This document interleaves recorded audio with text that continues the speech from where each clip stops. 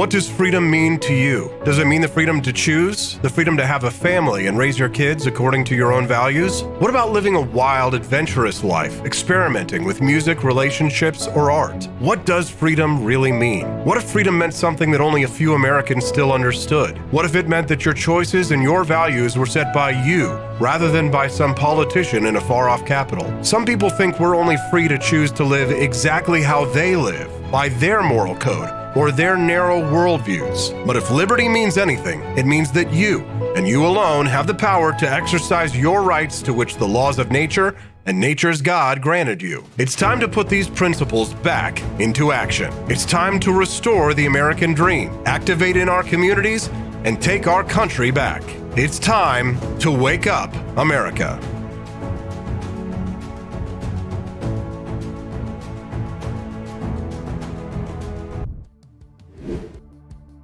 Good morning, it's 7:01. You're watching the Wake Up America show with Austin Petersen. It's time to rise in freedom.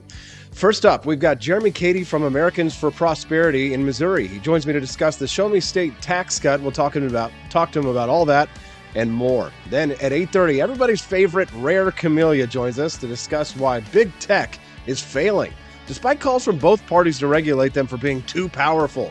Is the free market finally doing its job? And at 8:09, a very special guest, Anthony Rogers, will be in studio to talk about why modern movies suck. You know they do. Pop culture. And we'll talk to him about his big show right here in Jefferson City tonight. You don't want to miss a single minute of the Wake Up America show with Austin Petersen at wakeupAmericaShow.com. Now, joining me live in studio for the very first time on the Wake Up America show is Jeremy Cady. Good morning, Jeremy. Good morning. Thank you for having me. Yeah, glad to have you in here. Thanks for dressing up. All right. Well, no, I could not mention that. it's 7:00. I've got my freedom shirt on. Yeah. So Thanks so much for coming in here, Jeremy. It's the top of the show. Your first time here on the Wake Up America show. We're glad to have you here. Appreciate it. You're the head of Americans for Prosperity here in the state of Missouri. Just real briefly, Reader's Digest. What is Americans for Prosperity for people who are like, what is that? well, what we do is we actually try to help individuals all across the state build up communities, mobilize, help them engage, and make an impact at with their governments, whether it's local, state, federal, and we try to help them engage and make that impact to remove many of the barriers that government places between you and prosperity. So we're all over the state, working with groups and individuals all over the place. And we can get into that a little bit too whenever we're talking about some of the tax cuts. But no, we get to meet a lot of wonderful people all over the place, and it's a blessing. Great. Well, we're glad to have you here. So I guess give us the details, the scuttlebutt, because we do have a lot of Missouri. It's a national show, but we get a lot of Missouri people who are in here. Are we going to get a tax cut? Because the way that Tony Lavasco explained this, it was like this was a tax cut that was kind of already in place, and they're just going to speed it up. Well, and that was one of the things. So we had a rally at the Capitol last Wednesday, and we had about 100 individuals from all across the state. So we had folks from Joplin, Cape Girardeau, St. Louis, Kansas City. They all kind of came in for our rally. And one of the main things that we were asking for was for real tax cuts. Because to your point, and to Tony's point also, Missourians have already been guaranteed 4.8% as an income tax. And for everyone that's listening, we're at 5.3 right now. So we were already guaranteed 4.8. And so what we were calling for at our rally is we need something beyond that. We need to make sure instead of reconfiguring tax cuts that we're already guaranteed, we need something more. And the legislation that just came out of the Senate yesterday, it was third read, sent over to the House. It was led by Senators Lincoln Hough and Andrew Koenig, does actually just that. So it gets us below that 4.8% that Missourians were guaranteed previously. So the idea was that, and this is everything that we heard, was that, they were going to give us this tax cut, but that it was already set in place, and they were just going to speed it up. You were pushing for more. Yes. But they really wanted this agricultural subsidy that was going on, right? No, and that was the other part of the call. So the governor, whenever he made his call, called for extending 5 tax credits and then adding 5 new ones, so a total of 10. And these are things that we actually oppose. We call it cronyism. Government picking winners and losers. But basically what it's doing is it's giving I think last year on the agricultural tax credits, only 71 entities actually benefited from these. So we've got a state of 6.1 million That individuals, we're and only already 71 entities benefited from the tax credits last year. And it's one of those interesting things whenever they say, whenever they're supporting some of these tax credits, they'll say items like, well, for every dollar Missouri invests in these things, we get $7 back. And I'm sitting there going, I don't know an investment on earth where you make a 700% ROI. Not even Warren Buffett, one of the greatest investors on earth, gets that. The S&P 500, average since its inception, just under 12%. But apparently, if Missouri invests these dollars, we're going to get 700% back. And if that's the case, let's put all $40 billion of our budget in there and let's walk away with $280 billion next year. But we all know that it's not quite. Yeah, I know, right? So, yeah. So, tax credits, I mean, some people are for them, some people are against them. I don't quite understand how the hell they work. What is a tax credit, Jeremy? So basically, what a tax credit does is number one, it manipulates the market, and that's one of the reasons why we're opposed to it. But what ends up happening is some legislators and the governor get together and they say, "Hey, there's these group of people, these special interests, and we're going to give them a deal." And basically, what they do is they say, "Hey, if you perform this particular function," so one of the tax credits deals with creating facilities that produce ethanol and or biodiesel. If you make an investment in one of these, you get 50% of your investment back as a tax credit. So if it's one of those things where if you put in money into this thing, then whenever you pay your taxes the next year, you get to claim 50% of whatever your investment is, almost kind of like a deduction on your taxes. So you're paying less taxes. So they're basically putting more money in your pocket that way. It would be, if for some odd reason they said, hey, we're going to do a tax credit for anyone that buys Apple stock. If you buy an Apple stock, we're going to give you 50% of whatever your investment was. But I think generally speaking, most people would go, well, why would you pick Apple over any of the others and this, that, and the other? But yeah, so that's basically what the tax credits do is they allow certain specific individuals. Most of these folks have political connections in Jefferson City. They allow certain specific individuals to take a little bit more of a tax deduction than the rest of Missouri gets. If you're just tuning in to the Wake Up America show with Austin Petersen, we're talking to Jeremy Cady from Americans for Prosperity. You can text the show at 573-319-1586. If you have a question for him, that's 573-319-1586. One of the words that, speaking of tax credits, something that some people don't understand is a word that gets tossed around, especially like in an accusatory manner, right? It's a pejorative. Is this term called dark money? Mhm. What is dark money? Are you dark money? It's privacy. That's what it is. And so it's one of those things it's one of those things where whenever we discuss this, I often say transparency is for government and privacy is for citizens. And so you and I, we have a right to privacy. The government can't just open up, our bank accounts and our homes and go through them and search them however they please. There's got to be due process and everything else. Government should be completely transparent. We should know everything that's going on in government. That's why we have the sunshine laws. That's why we have the FOIA on the federal level. It should be transparent. So basically, whenever someone's using the term dark money, again, it's a pejorative, but they don't like your privacy. This has been through the Supreme Court a number of times, but a private organization. Many private organizations deal with issues that others disagree with, and but by coming together as a group, as a community, you can make your voice heard instead of being one individual. You can come together, and part of that it means you can donate your funds together, you can work together, you can strategize and build out a plan together.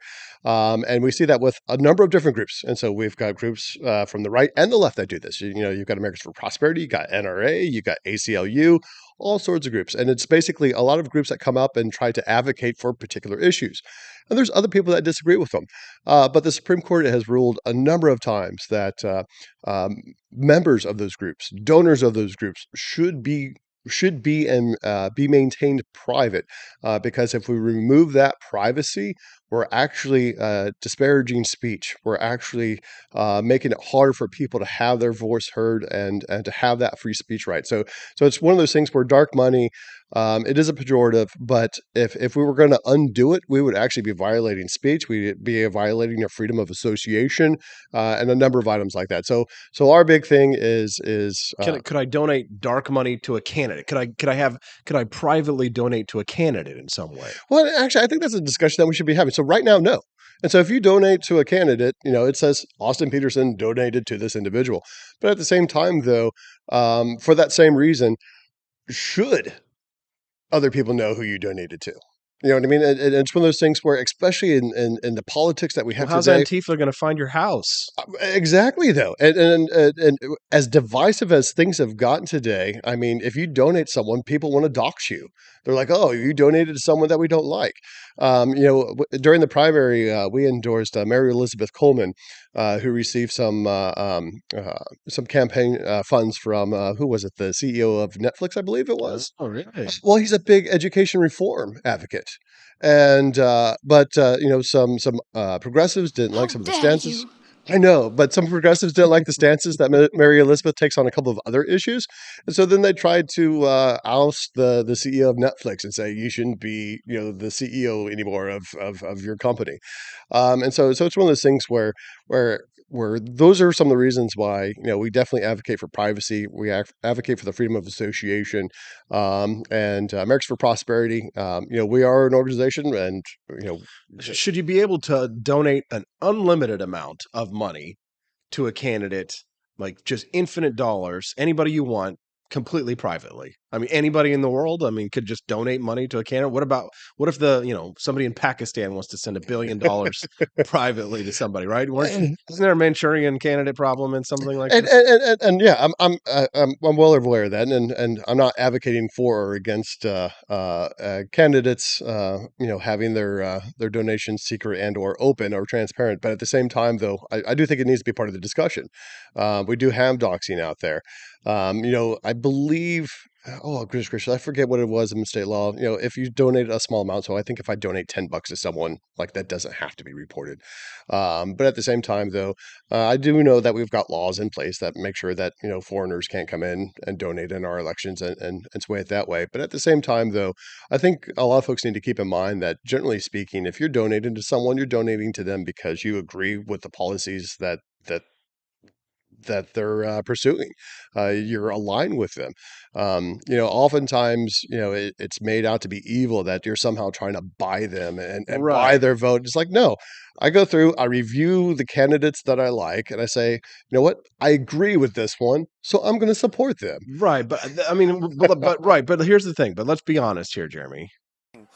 We are led by very, very stupid people. And because we are led by, as our former commander in chief Trump says, because we are led by very, very stupid people, we're also, we also have very, very evil people who can manipulate them. I mean, come on, you've got to understand. Not Thomas Massey brings up the average IQ in Congress. But a lot of these people are easily manipulated, right? They come, what was that line from Blazing Saddles? Common folk, the plain folks of the land, Mhm. morons, right? They're coming out from among us, and not everybody who goes to Congress is rich. They're rich when they leave, but I think Nancy Pelosi coming out of Congress being a multi-millionaire shows that a lot of these people can be bought. Jeremy, Well, and but are they being bought through their campaign donations? I mean, probably, right? I mean, Well, come no, on. well, because a lot of those times there's also rules against transferring that to your personal wealth. Although, I mean, they use it for There's traveling, so many and different I ways get to that, transfer I it. get that. But at the same time, though, I'm sitting there going, Spend it on your I Gumar. can bring you a little sheet in here with 12 words and transfer it over to your hand without anyone knowing anything of it, and then you go in and you create your Bitcoin wallet and pull all the funds out. I mean, Exactly. there's plenty of ways to transfer funds. Not that I would ever do anything. And so it's one of those things where I don't know. To me, just saying, hey, If we're going to limit contributions to campaigns, that's gonna remove all of those evils. Mhm. Absolutely not. I mean, because we can meet outside in an alley somewhere, and I can give you a briefcase full of cash. But at the same time, though, I do think it does need to be part of the discussion. I think, especially with some of the divisiveness and the doxing that we do have now, that people trying to rat everyone else out. I think that's wrong. And at Yeah. the very least, I think there needs to be a discussion about it. That's all. I agree with you, and I want to talk to you about it a little bit more when we get back from break. I'd like to talk to you a little bit about the upcoming midterms, who Americans for Prosperity is endorsing, why you choose to endorse these kinds of candidates that you do, and we'll discuss that a little bit more when we get back on the Wake Up America Show at wakeupamericashow.com.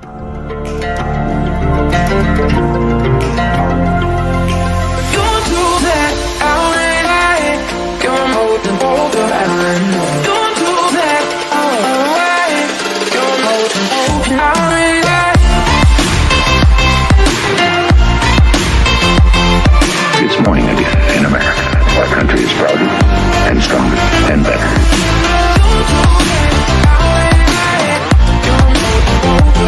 I like shooting things, but whenever I can't shoot something, I like to cut things. My life isn't all about shooting and stabbing and cutting, though. Sometimes I have to do actual work, but when I work, I still like to have fun. And there's nothing less fun than trying to cut with a crappy knife. Thankfully, from the ancient sect of Christian knights, who also loved cutting and stabbing, comes a new implement that has received my personal blessing, the Templar knife. Like the ancient sword of Excalibur, you don't choose a Templar knife, it chooses you. You just decide what kind you want on the website first, however, and then order it online, and then it chooses you. The Templar knife comes in a variety of shapes. As a man of culture and taste, I have decided I will never use a terrible knife again. And thanks to the inspiration provided by this excellent product, I have decided to launch a new crusade against anyone using less than superior knives. Join me, brothers and sisters, by visiting uppercuttactical.com/pages/Templar-knives. That's a lot of slashes. For that, you'll need a Templar knife. For 10% off, use code AP for Liberty and join me in a quest for glory, for liberty, for Christendom, for the Templar knife. Get yours today. Fire.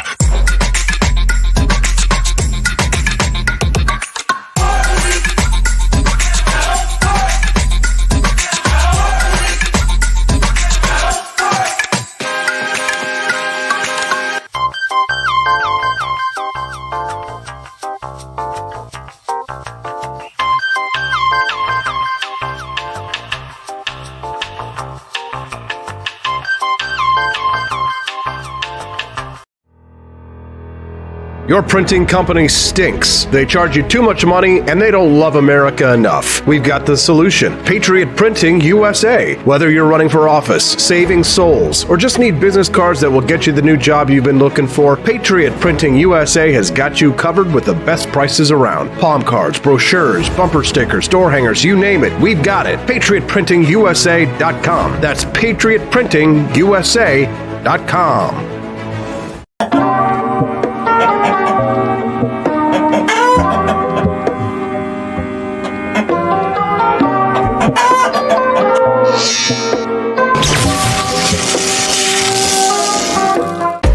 Want an engaging website to boost your business? You're just a click away from 5-star Fiverr talent. Hundreds of freelancer skills like web design. Head to Fiverr.com today and get something started.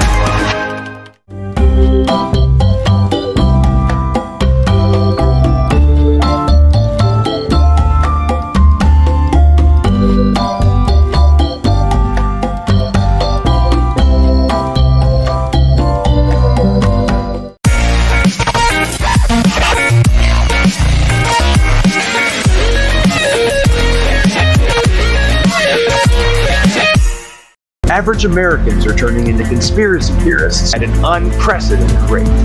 Flip City Magazine was created for new converts to aid in their in-depth research along the path of absolute truth.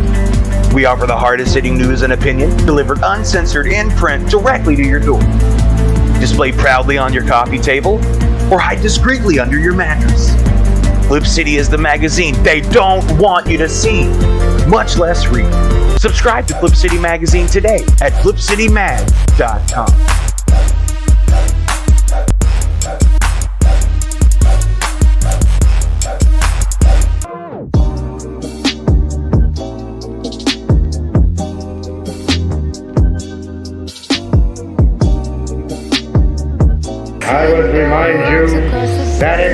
patriotism in the defense of liberty is no vice. It is better to settle these matters in the courts than on the streets, and new laws are needed at every level. But law alone cannot make men see right.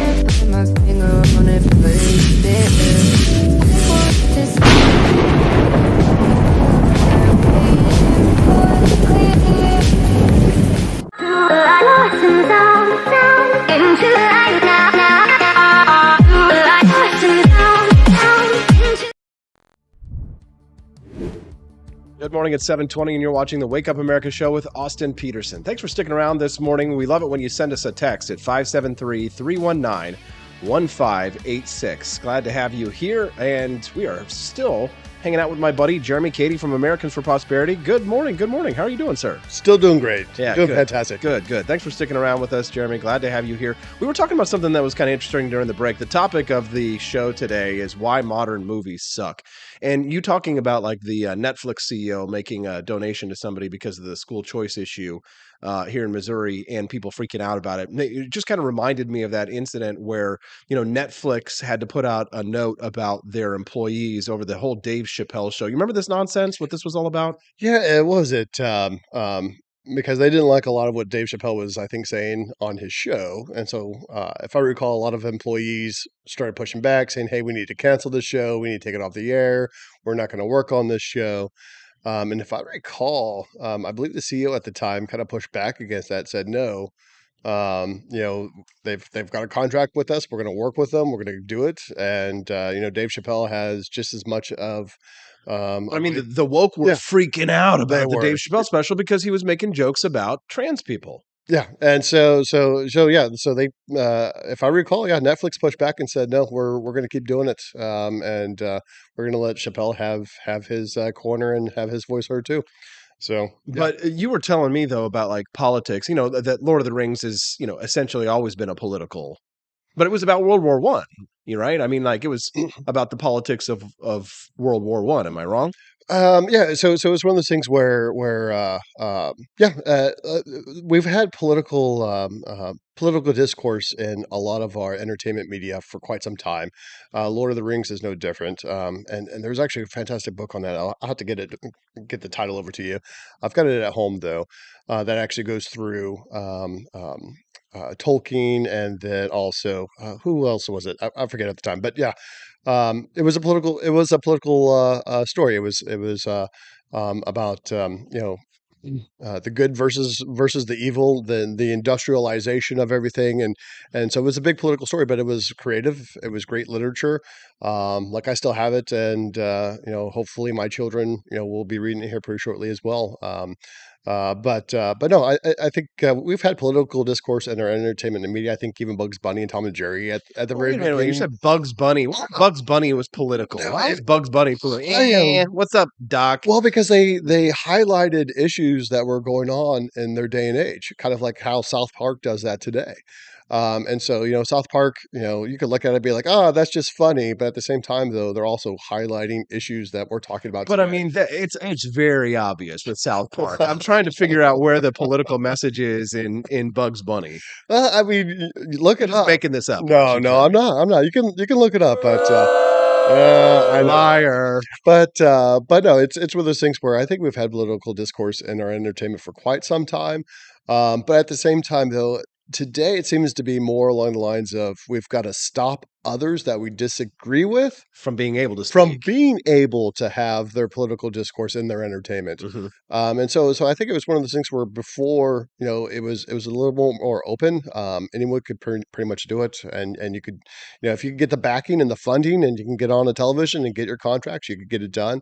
But I think there's a lot more pushback today. If we disagree with you, we're going to try to censor you and remove you and keep you off and stop you from having your voice heard. But the thing is that we exist in the domain of the right. if you will, right? And so, we don't exist among typically very creative people. I mean, there are some conservatives in Hollywood, right? But they're not the majority, Jeremy. Yeah, I mean, it's funny, but it's true. And so the problem is the same thing with big tech, and I'm going to talk to Camellia about that here in just a few minutes.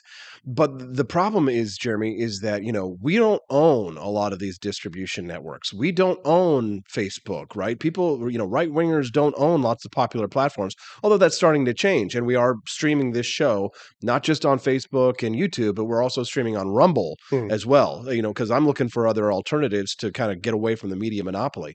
But I mean, and Netflix has competition, but the competition is Disney, or other, mainstream media networks. We don't really create a lot of good media as right wingers. I mean, Clint Eastwood puts out a film once every 10 years these days. So I mean, the problem is that we're, in terms of fighting the culture war, we're not really in the fight. You know what I mean? And because typically, for the more hardcore of us are getting banned from social media.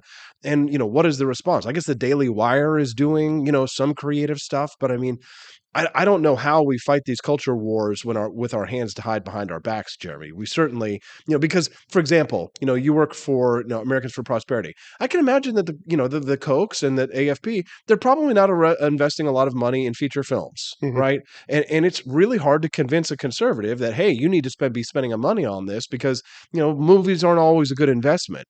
But like it's an unseen kind of investment, right? Like the decades and decades of propaganda, it's affecting our young people, Jeremy. In the 1940s, maybe it was propaganda, but what was Copacabana? What was the Humphrey Bogart movie?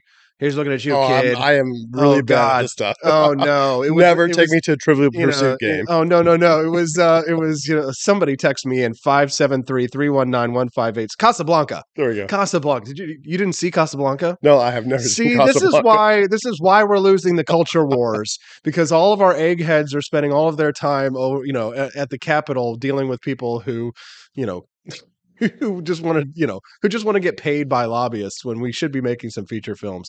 You can text the show again at 573-319-1586. Yeah, somebody texted in and said Daily Wire is trying to get in the movie space and children's content. God knows we need more of that too, Jeremy. We probably need to be making a lot more children's books because, have you seen this one book, Anti-Racist Baby? I have I've seen that on social media. I've seen people mention it, but we do have. Speaking of children's content, I know I've got the Tuttle Twins. We've got the entire set for the girls, and so they're actually learning about Locke, Bastiat, a lot of the philosophers. That's good. And I know Julie Borowski is another one who's done she did one about the porcupine, the peaceful porcupine or something like that. So that's good. We definitely need more of that because our kids are getting indoctrinated. They are impressionable. Media does have an impact on them. They're on YouTube. They're watching makeup tutorials that a man is doing. You know what I mean?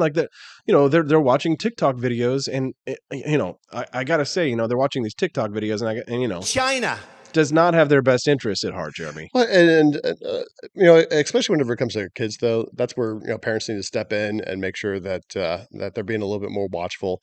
I mean, my girls are 6 and 3. Personal responsibility. Yes, personal responsibility, and so it's one of those things where no, we make sure they don't have a device. They don't have a device at all. And the Tuttle Twins are white. Somebody texted in. That is a problem. I can see. Yes. And so, but we've got a lot of great books, and so we do more reading than any type of video viewing. So they don't sit there and watch YouTube. Old school, man. I know, right? Teaching your kids how to read. I know. Next, you'll want to have them learn how to write. Have you taught them yet about how they are internalizing their oppression? Yes, because I assume your children are white. What was it? Speaking of oppression, was it whenever we had the rally last week for the tax cut, the real tax cut? My girls did come. My wife and children did come to the rally, and completely unprompted, my littlest, 3 years old, she goes, "Well, I'm not taking my piggy bank because I'm not letting them steal from me." That's great stuff. Jeremy Cady from Americans for Prosperity. It was a great discussion. We didn't get through everything, but I guess that just means we're going to have you back on the show. I'm good with that. I appreciate that. All right. Well, we still got lots more great Wake Up America show to go. Aren't you excited for our very rare Camellia to join us right here? She's going to be on Zoom. She's going to be joining us via video, so you get to see her pretty face. You can text the show at 573-319-1586. That's 573-319-1586. You don't want to miss a single minute of the Wake Up America show at wakeupamericashow.com. Want an engaging website to boost your business? You're just a click away from 5-star Fiverr talent. Hundreds of freelancer skills like web design. Head to Fiverr.com today and get something started. American conservatism is distinct, like America is distinct from the United Kingdom. American conservatism's roots comes out of the Wild West, out of pioneerism. The difference between American conservatives and European conservatives is that Americans are cowboys. We are that God, guns, gold, and girls. It's wild here. And we should stay that way. We shouldn't allow a European version of conservatism to come and infect us here. We like it wide open spaces here, deep in the heart of Texas and all that.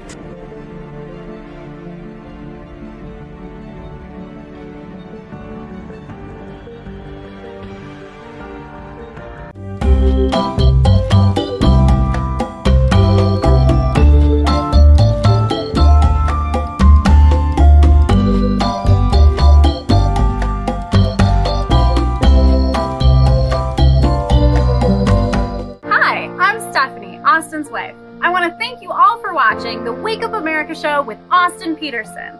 This show has been a huge venture for our family, so we would love it if you could join us. I believe in liberty, and I believe in Austin's ability to spread the ideas of liberty. Do you? I want to ask you today to join Petersen's Patriots with a pledge of $17.76 a month. Help us to stay cancel-proof so we can spread the message of limited government across the country. I joined Petersen's Patriots myself, just in a little different way. Visit wakeupamericashow.com/support and make your pledge today.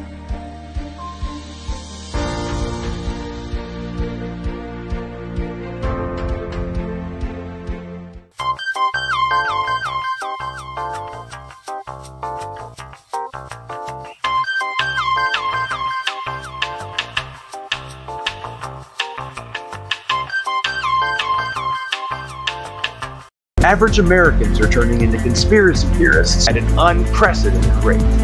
Flip City Magazine was created for new converts to aid in their in-depth research along the path of absolute truth.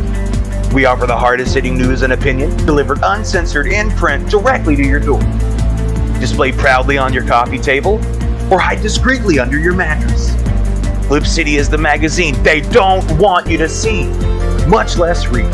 Subscribe to Flip City Magazine today at flipcitymag.com.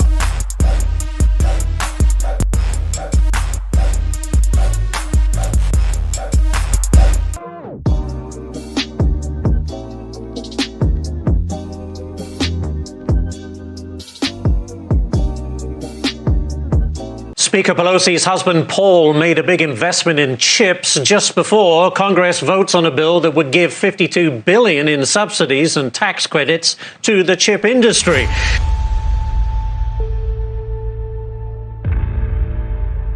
Over the course of your career, has your husband ever made a stock purchase or sale based on information he received from you? No.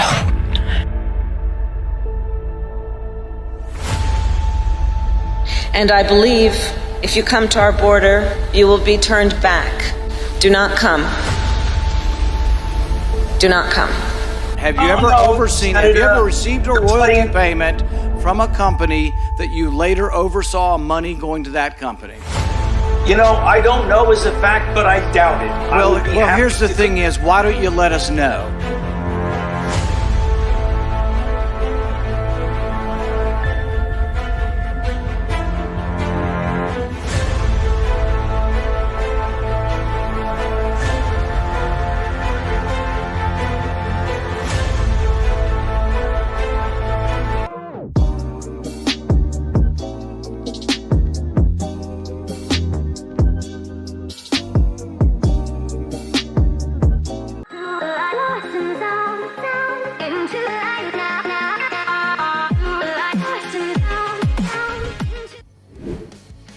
Good morning. It's 7:34. You're watching the Wake Up America show with Austin Petersen. Time to rise in freedom. Thanks so much for tuning in. We love to hear from you on the text lines. You can text in at 573-319-1586. All right, joining me now in the flesh? No. Well, I guess she's made of flesh, but she's not here in the flesh. She's Camellia Petersen joining us. Always try and keep it weird for you, Camellia. Thanks for joining us. Thanks. Hi, good morning. Good morning. Good morning. You know, it's funny that... Yeah, go ahead.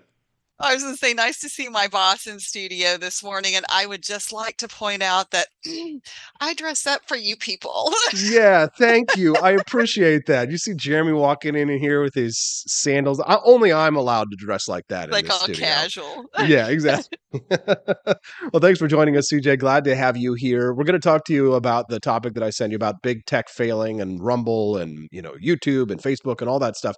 But real quick, I wanted to talk to you about the sort of the title of the show today. Why do modern movies suck?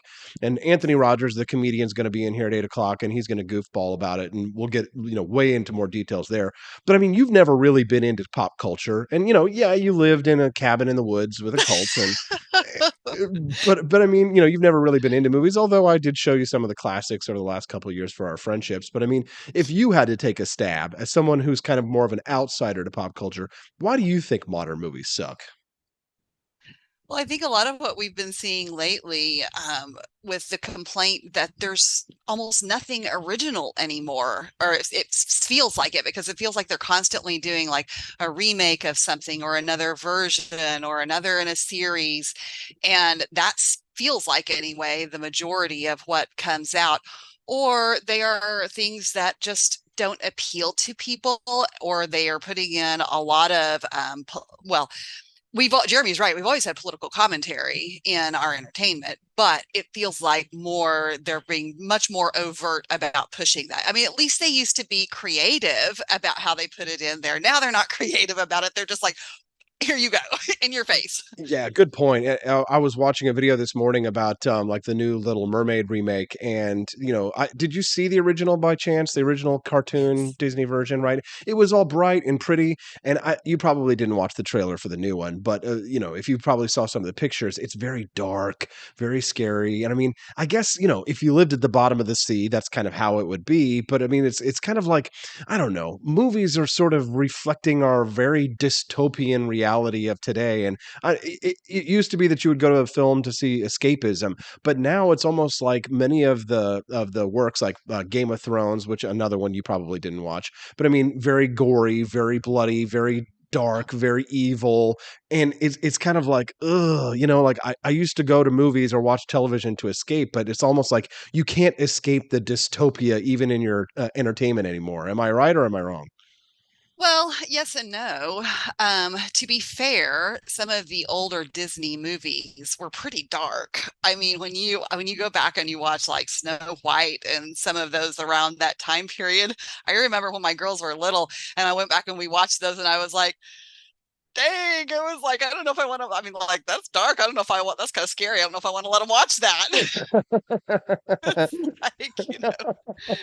Dancing around in hell, satanic themes. I don't know. Okay, good point. Good point. There were a lot of really weird, creepy themes in some of that older stuff. You can text the show this morning at 573-319-1586. Well, tell me why you think that movies suck. I'd love to hear from you. Again, you can text the show 573-319-1586. And we're speaking to Camellia Petersen on the line right now. A ton of remakes, Matt Unruh says over in the Facebook live stream. He says, I wonder if this is just a hindsight issue. There are plenty of bland movies in the past as well, and I'm someone who loves classic films. That's a great one. You can join us over on Facebook, but maybe not for long because Facebook is struggling. I'm not sure if you've been paying attention to the news lately, and a lot of people don't keep up to date with that. Typically, people have viewpoints, Camellia, that can withstand reality or changing reality. So the whole, push from the left and the right to regulate big tech it rings a little bit hollow when you see that Facebook, I think, lost like, what was it, like 2/3 of their market value? Some massive, I think Mark Zuckerberg personally lost like $76 billion. What's going on? It's kind of wild. I think that, part of this is the free market at work.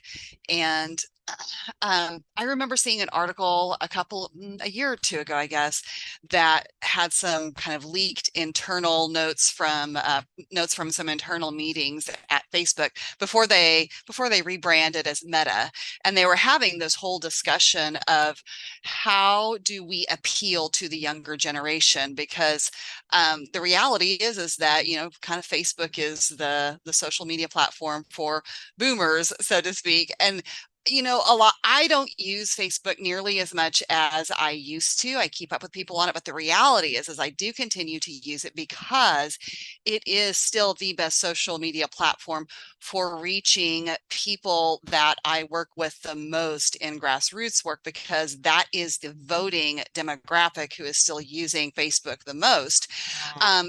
But this meeting that they were having, they were talking about, well, how do we reach the younger generation? And some of the ideas, I wish I could find it, I've tried to find it a couple of times, because some of the ideas were so super cringy. It was terrible. And I think they were seeing things coming, like the rise of TikTok and just how to keep up with that, and they haven't been able to pull it off. Yeah, that's a really good point.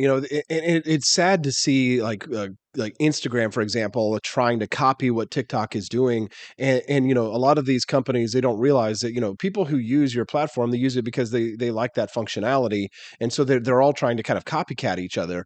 But let's talk about the political angle of this one, and I want to hear from you on this one. You can text us in at 573-319-1586. Speaking of Rumble, Jimmy Ray over on Rumble commented and said that the same as the Saturday morning cartoons. Cartoons were good, mindless entertainment until they started trying to teach kids moral lessons, anti-violence, social justice, bullying and stuff, prep for indoctrination.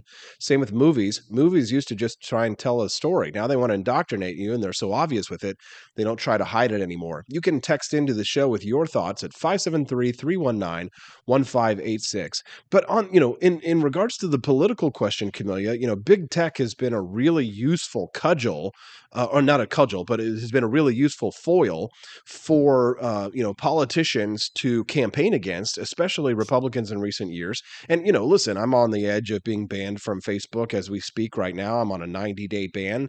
The fact that you're seeing me is thanks largely to my beautiful wife, who's allowing me to use her account to stream here. And if they're listening to me right now, then we're probably going to get in trouble for that. But again, it's hard to tell how much of the censorship is algorithm based versus yeah, I know this, you're not gonna like this, but a purple-haired weirdo in Menlo Park, California, is actually sitting down going, Austin, we don't like this, but when it comes to like the political angle on this one, Camellia, if some of these social networks fail, I mean, do Republicans continue to campaign against big tech, or are people just kind of obliviously not paying attention to the fact that many of these major institutions here in the United States are failing? Well, and I think that quandary, for Republicans being, there's all kinds of ways that they make the argument for what you do as far as rights, or for private businesses, and they justify why they should be able to control the big tech and the social media companies. But I think when we saw Elon Musk start to the process of talking about buying Twitter, and I know that's still hung up in court and all that kind of stuff, you sort of started to see conservatives singing a little bit of a different tune. And I think they were seeing some of the possibilities with how this could be done, with the free market. And, as far as like Facebook starting to fail and things like that, there's also been, there have been alternatives to the social media platforms that have been put out by the right that have just been terrible. Parler, however you pronounce it, like awful. And like it just, I don't know how, if you're going to do something in this, you've got to do it well, and you've got to do it right the first time. There's not this room to not be good at what you do.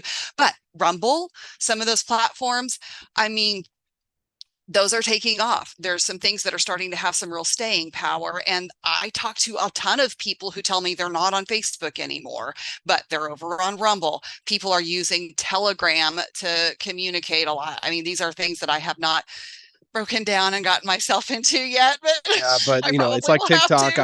I've got a TikTok account, but because I work in media, I have to have it and I need to be doing it more. But here's another thing that I think, not a lot of people have thought about when it comes to big tech and sort of why we're behind the ball here on this one, Camellia. And again, I'd love to hear from you. 573-319-1586 is the text line. Again, 573-319-1586. Send me a text with your thoughts on this one. Conservatives were behind the ball when it came to getting to tech. It was like the gold rush, right, in the early days. And it was the left that went out there and created these platforms. And it was the left that were out there setting up these server farms.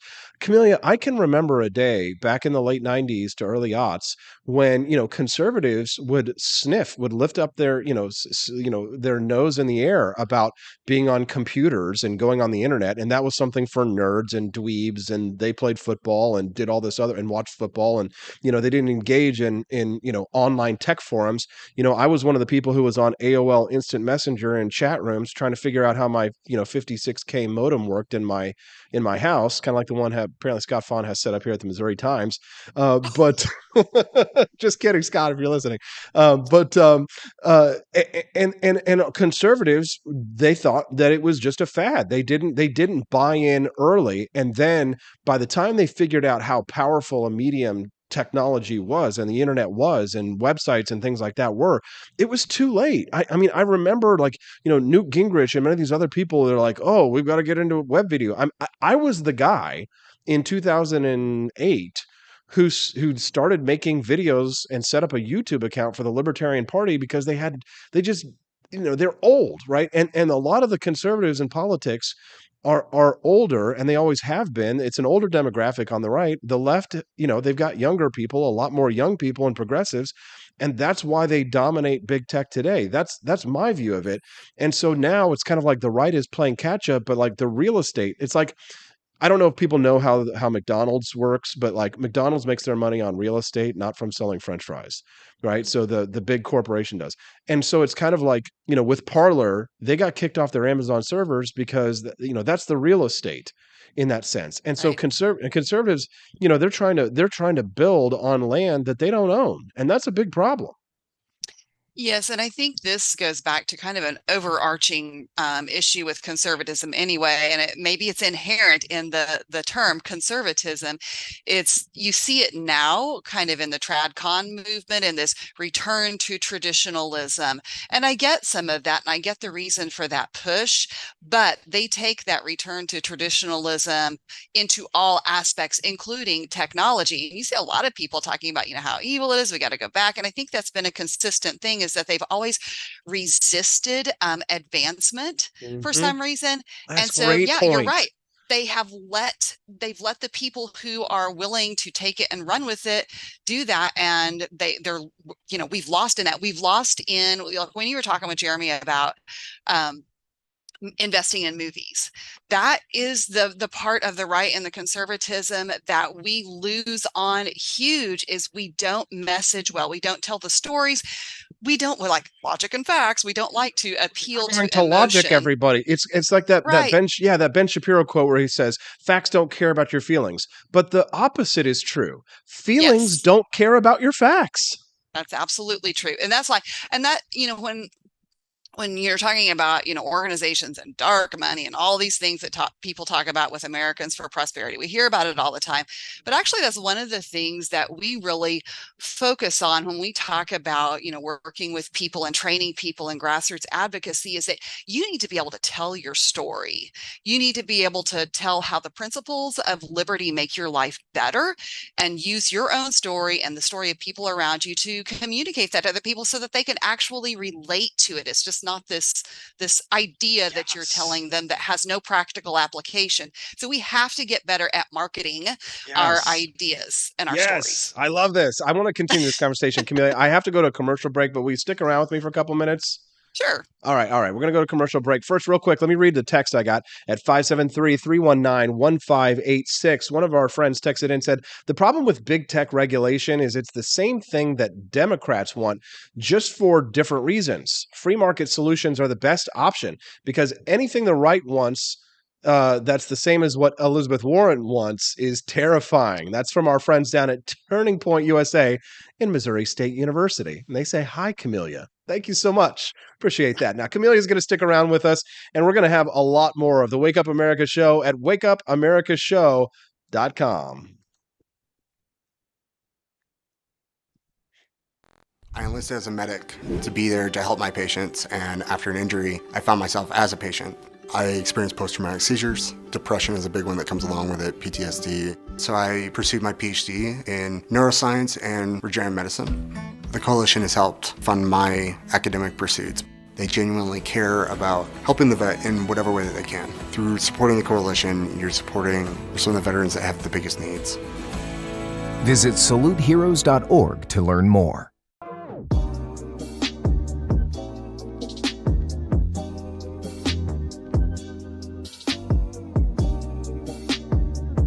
If there wasn't going to be somebody who was a fiery champion of liberty, somebody who would get out there and who would be aggressive, and if they wouldn't do it with more fire or passion than I had, then I would go and I would fight this battle for us. I've fought for the principles that we all share. Parties tend to be secondary to me. We're here because we believe in the principles of liberty. I am not a perfect messenger, but I think I'm a damn good one. This is a replica of our first president's flintlock pistol. You have my full support, my respect, and my gun.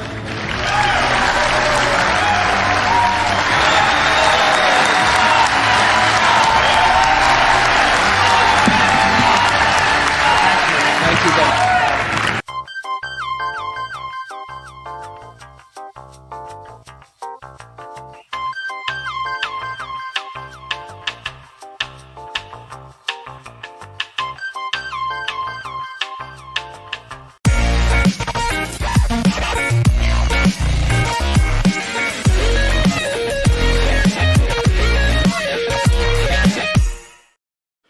Had enough yet?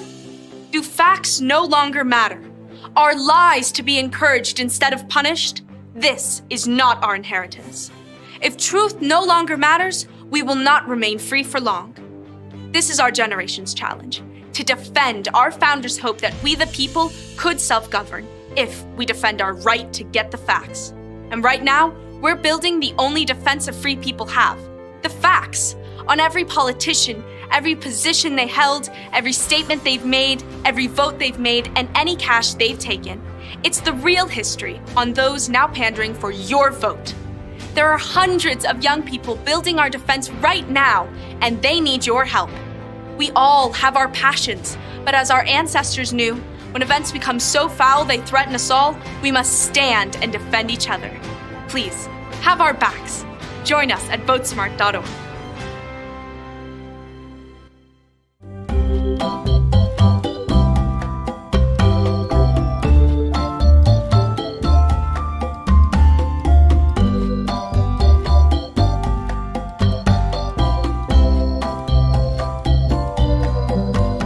What would happen if I had to pick up the phone, call 911 for one of my family members or one of my neighbors? What would I do if no one was on the other end to respond? What if there was no 911? You can be a part of the solution. Anybody can be a firefighter. Male, female, younger, older. We have school teachers. We have leaders in business. Is me, you, anyone that wants to be. There is no typical firefighter. As the world faces the challenges of the ongoing COVID-19 pandemic, Lions recognize that kindness matters now more than ever. And Lions and Leos are finding ways to continue to serve our communities, including ordering food delivery for healthcare workers, holding story time for children online, and providing surgical masks to medical professionals and first responders. Empowering us to do more, Lions Clubs International Foundation has provided nearly $2.5 million in grant funding for COVID-19 relief. And that support continues to grow.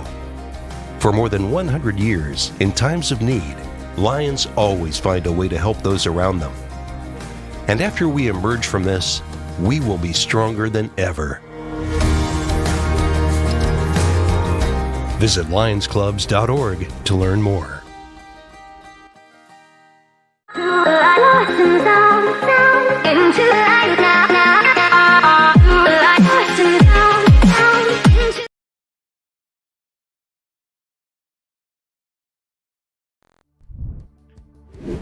Good morning. It's 7:54. You're watching the Wake Up America show with Austin Petersen. Thanks so much to my friend Camellia Peterson for sticking around. We are not related. Camellia? Nope. Thanks so much for coming on the show.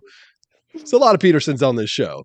Justin Yes, Petersen, well, you know. Camellia Peterson, Austin Petersen. Anyways, so we were talking during the break, and I want to kind of get back into this here for our listeners. So kind of about talking about dragging conservatives kicking and screaming into the 21st century with technology and rushing to catch up. But we were also discussing like Meta and some of the problems that they're having and how they're changing their messaging towards their employees because of the problems that they're having financially. Right? Do you want to go into that for a moment? Sure. Well, I mean, one of the things in this article that's talking about, Meta and Google starting to do staff cutbacks was that it's funny. They, Zuckerberg made a comment at, one of their little company town halls that, he said, realistically, there's probably a bunch of people in the company right now who shouldn't be here. And they talked to them about, having managers identify people who are coasting, people who are not doing their jobs well. So when you're that big, you can let a lot of that stuff slide. Now, they're talking about cutting by, almost 10%. That, I mean, not entirely 10%, cost-wise in terms of employees, but they could probably get rid of that much if they would cut some of those fact checkers. Yeah, no kidding. Exactly. They really didn't say where they were cutting, what departments they were really making cuts in, but I would think that would could be a significant area. But like we need, I love the fact checkers when it's like something out of context, and it's like the context is just that we didn't include the Democratic view on this. Exactly. Right. Yeah. Right. Anyways, sorry, go ahead. What were you going to say? No, well, the other thing that really caught my eye was when it was talking about Google, one of their executives had said, that he wanted the company to become more productive and was encouraging employees to be more entrepreneurial. Huh. Imagine that, Imagine that. great new idea. Yeah. No, People should be entrepreneurial. Yeah, exactly. Well, I think that, I'm excited for my next guest, Anthony Rogers, who's going to be on the show. He just walked into the studio. We're going to talk to him in just a minute. You can see him there. Boop, sneak preview about things like this. But I mean, being able to tell our stories effectively, I think is going to be the way that we win the future. We've really stumbled onto something here when we kind of, turned around Ben Shapiro's quote, "Facts don't care about your feelings." That's true, but the vast majority of voters aren't reading the facts. They don't care about the facts. They have feelings about things. Feelings don't care about your facts. And that's why I think, more creativity on the right, more comedy like Anthony Rogers, and more people who are storytellers and writing children's books and sort of being the media is really going to serve us a lot better than just funding candidates that we agree with. Now, do I think that that's a good approach? Sure. Will I support politicians that I agree with? Absolutely. But am I making a cultural play? The Wake Up America show? Yeah, duh, no kidding. That's why I'm here. Sure. That's why I think shows like this are important because, again, the Wake Up America show is a little different than a lot of like libertarian podcasts, right? It's not anarchy in your face, right? It's a lot more approachable, and we try and make the ideas, palatable and, not try and beat people over the head with your ideas. Because I think, that's where the left is losing people in culture is that, it's very obvious that the reason why they made The Little Mermaid black because they just wanted to stir up controversy and be able to avoid any criticism by able to say the reason you don't like our stupid movie is because she's black, not because it actually sucks. Right. And, it's this novel idea that maybe we should be able to talk to our friends and neighbors without politicizing every single thing and, constantly butting heads. And and we also should be making an effort to really elevate and highlight, people on the right who have those stories. I heard one just the other day here in city of St. Louis. There is a young man whose family, they have a little barbecue place. place, and they created their own sauce, and they've grown it, and they've made changes. There's a great story. This same young man had his older brother was murdered outside of his mother's home, I think in the last year. And out of that has come for him a mission of doing something to help his community. And so he has started a program where he is doing reading with Black men in his community. They read books and go through and discuss them. And there are things that everyday people are doing like that every day, and we don't hear about it. Yeah, we need more of that. Camellia, I'm glad you brought that up. This was a great discussion. Camellia, you're on the show every Tuesday and Thursday because you're just such a great analyst for the show, and we love having you. Thanks so much for coming on today. We appreciate you. Have a great day. Have a great day, everybody. All right. So listen, before we go to our commercial break and I introduce Anthony Rogers to you, I want to talk to you real quick about my friends over at Flip City Magazine. It is the most politically incorrect magazine on the marketplace today. Now, I'm not going to say this word because I don't want to get it shut down on ours, but you see that right there? Star Trek goes full, you know what? It's like what Mad Magazine used to be before they went all woke. Remember when you used to be able to sit down and read a copy of Crack Magazine and they'd have all these disgusting illustrations, and it reminded you a little bit of like, what was the Garbage Pail Kids? I don't know. If a lot of you people were born in the 90s. I know. I understand. But I was born in the 80s and we had Garbage Pail Kids, and it was disgusting comics and it made you laugh, and people weren't politically incorrect and it hadn't taken over the culture. But if you're looking for an awesome read and you want something in print, I can't recommend enough my friends over at Flip City Magazine at flipcitymag.com. You get your own free tinfoil hat for signing up for a subscription. I love it. I laughed all the way through reading it. Check it out at flipcitymag.com. That's flipcitymag.com. All right, when we come back, what we got? We got Anthony Rogers. He's going to be joining us. He's going to be talking to us a little bit about why modern movies suck, pop culture, and of course, he's going to be talking about his awesome comedy show that's happening right here in Jefferson City tonight. I can't wait to introduce you to Anthony Rogers. He's hilarious. He's got a humongous wizard beard. He smells like, I don't know, much like something.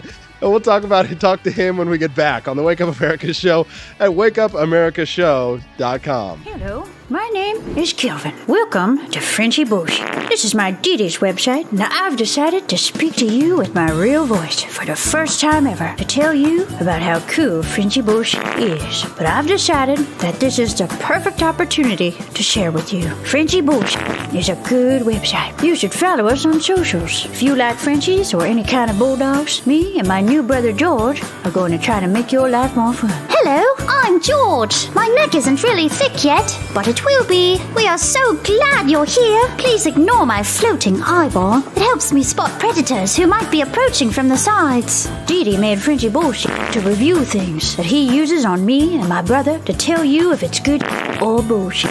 Take this collar, for example. Dee Dee really likes it. Dee Dee said it's really handy because us Frenchies got thick necks. Need something really tough. People think Frenchies are little, but if you look at us from below, you can see we are really pretty buff.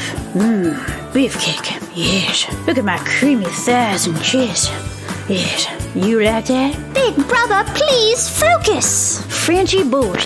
Please follow us for more great content and read the Frenchy Bush blog for more fun and cool stuff.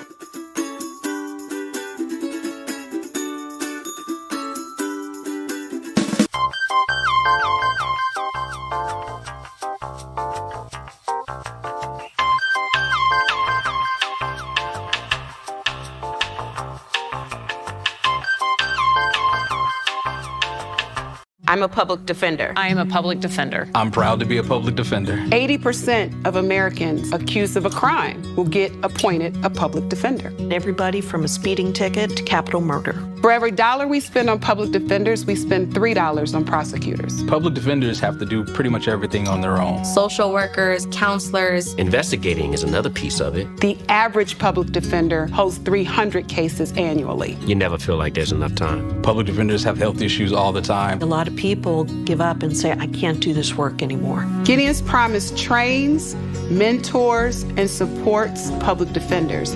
There are a lot of people who say that they would not still be public defenders, but for Gideon's Promise. It's fueled me to continue on in this fight. Gideon's Promise has changed the face of public defense. People see us as troublemakers.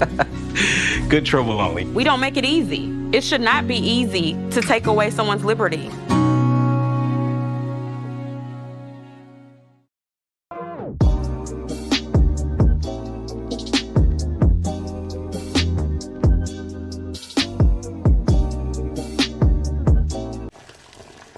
Ever hear the one about the frog?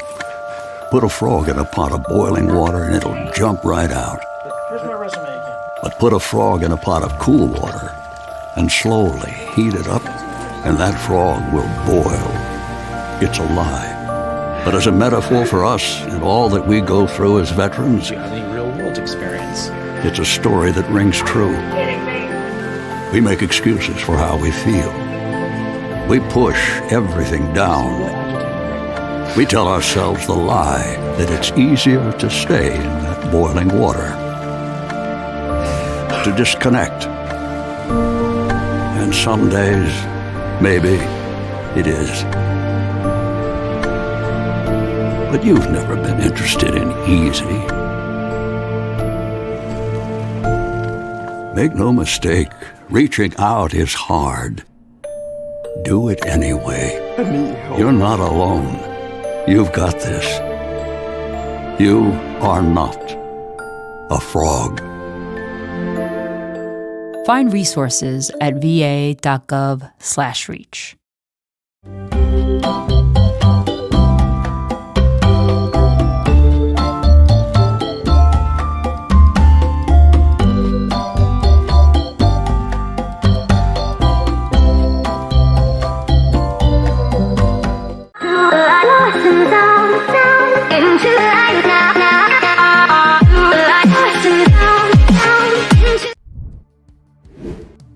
Good morning, Rise and Freedom. It's 8:05, and you're watching the Wake Up America show with Austin Petersen. Why do modern movies and television suck? It's been the theme of the show today. You can text me with your opinion at 573-319-1586. My next guest is joining me on the show. I'm delighted to have him. His first time on the Wake Up America show. He's a comedian. He's a producer. He's a writer. He's a performer. His name is Anthony Rogers. He's joining us in studio right now. Good morning, Anthony. Hey, good morning, Austin. Yeah. Thanks for having me in your comfortable office. Yeah, you like this place, huh? It's awesome. The radio station was cool, but this is quite the upgrade, man. It's like a cigar lounge in here or something. Yeah, I know, right? It's kind of sexy, right? With It's like nice. leather, many fine leather chairs. It smells of mahogany. Yeah, I feel better than I am in here, you know? Yeah, this is definitely a place for you. We couldn't curse on the radio, but we can say, whatever we want here, which is nice. Free speech. I haven't dropped my first F-bomb here yet, but I know, and the reason why is because I know that they're waiting for me to do it. So I'm just kind of like, I'm going to pick the perfect time to say it. You know what I mean? But I do have, but I do play. Hell no, man. What the fuck, man? Get your ass. So if it's not me saying that, it's okay. But, Third party, yeah. Yeah, Anthony, glad to have you here. Thanks for having me. You've got a big, exciting event tonight in Jefferson City, and I'm excited to hear more about it. You're a comedian. I guess you broadly consider yourself, right? I think we should start this conversation where we were like during the break there. Oh, We wouldn't be Republicans if the left wasn't so insane. No, I think that's true. Yeah, no, I think like it's weird that the right's like the punk rock side right now. It's weird to be like Christian love your country is like almost more punk rock now, I think. Which is kind of weird. I like growing up. I voted Obama twice. I was tricked. I fell for that. No one watches this, right? That's fine. I was young though. I fell for that, and then I see through it now. I see he's just like a wordsmith kind of guy. But at the time, I fell for all that stuff, and I felt like you get pushed further away. Just like each verified Twitter I lose, or each verified Facebook I lose, it kind of makes me hate these companies a little more. You've had a lot of social media crackdowns. Oh, I had like 1 million people on Facebook at one point. You put time in this, man. You put like 5 years, and it doesn't just happen in 3 weeks or something. And you probably advertise. You probably spend a little advertising money, maybe here and there. Oh yeah, they ban you from giving them money. Yeah. It's just like, is this ran by aliens? I wonder why they're losing money. Yeah. Yeah. Well, that and like the restrictions. Like I'm probably on like no exaggeration, my 20th Facebook, and all I do is copy paste positive quotes, and I'm still getting restricted.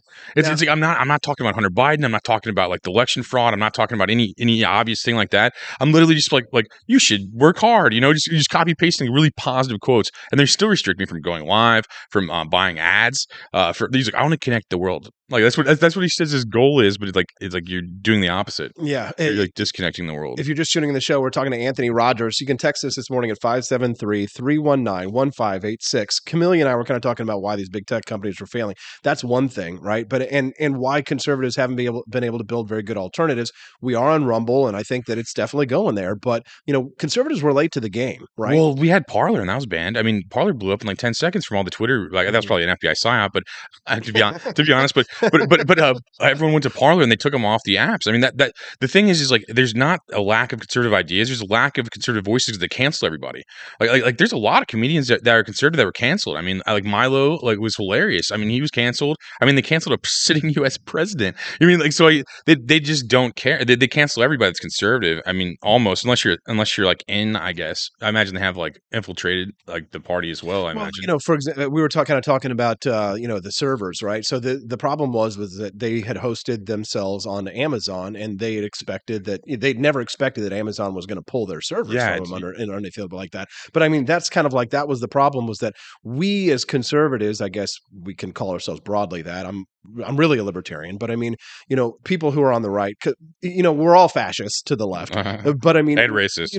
We have to see exactly. We have to set up alternative institutions. Yeah, it would take them away from us. That's what I was trying to say. Like Gab can't be on Apple stores or or Amazon stores. Like any of the alternatives that we have created, like they don't believe in free speech or freedom of press, and they think just because Congress isn't infringing it that they had this weird sidestep of like corporation. Like no, the founding fathers meant that Congress shouldn't infringe it, but corporations should. Mm-hmm. I mean, that's the left's argument. Like loosely, I don't think they even see it, but it's just like they take everything away. They take your voice away. I mean, I've rebuilt so many times, been blacklisted in so many different ways. Like I just keep coming. Like I got blacklisted to writer. I'm like, okay, well now I'm a comedian. I'll just keep switching it every time, Yeah, and reinventing yourself because frankly, one of the last spaces that you're able to really have speech is conservative talk radio, which is one of them, which is I was on before, and it's good. It can be a little bit limiting though, and it does become a bit of an echo chamber. Like the good thing about social media was that we were all able. It was kind of anarchy. We could all go in there and offer our opinions and share with each other. And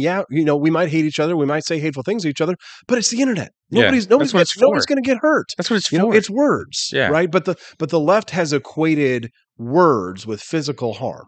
Yeah, it's like mental illness. It is. Like completely undiagnosed mental illness. I would say. If you're just tuning into the show, you can text us at 573-319-1586. That's 573-319-1586.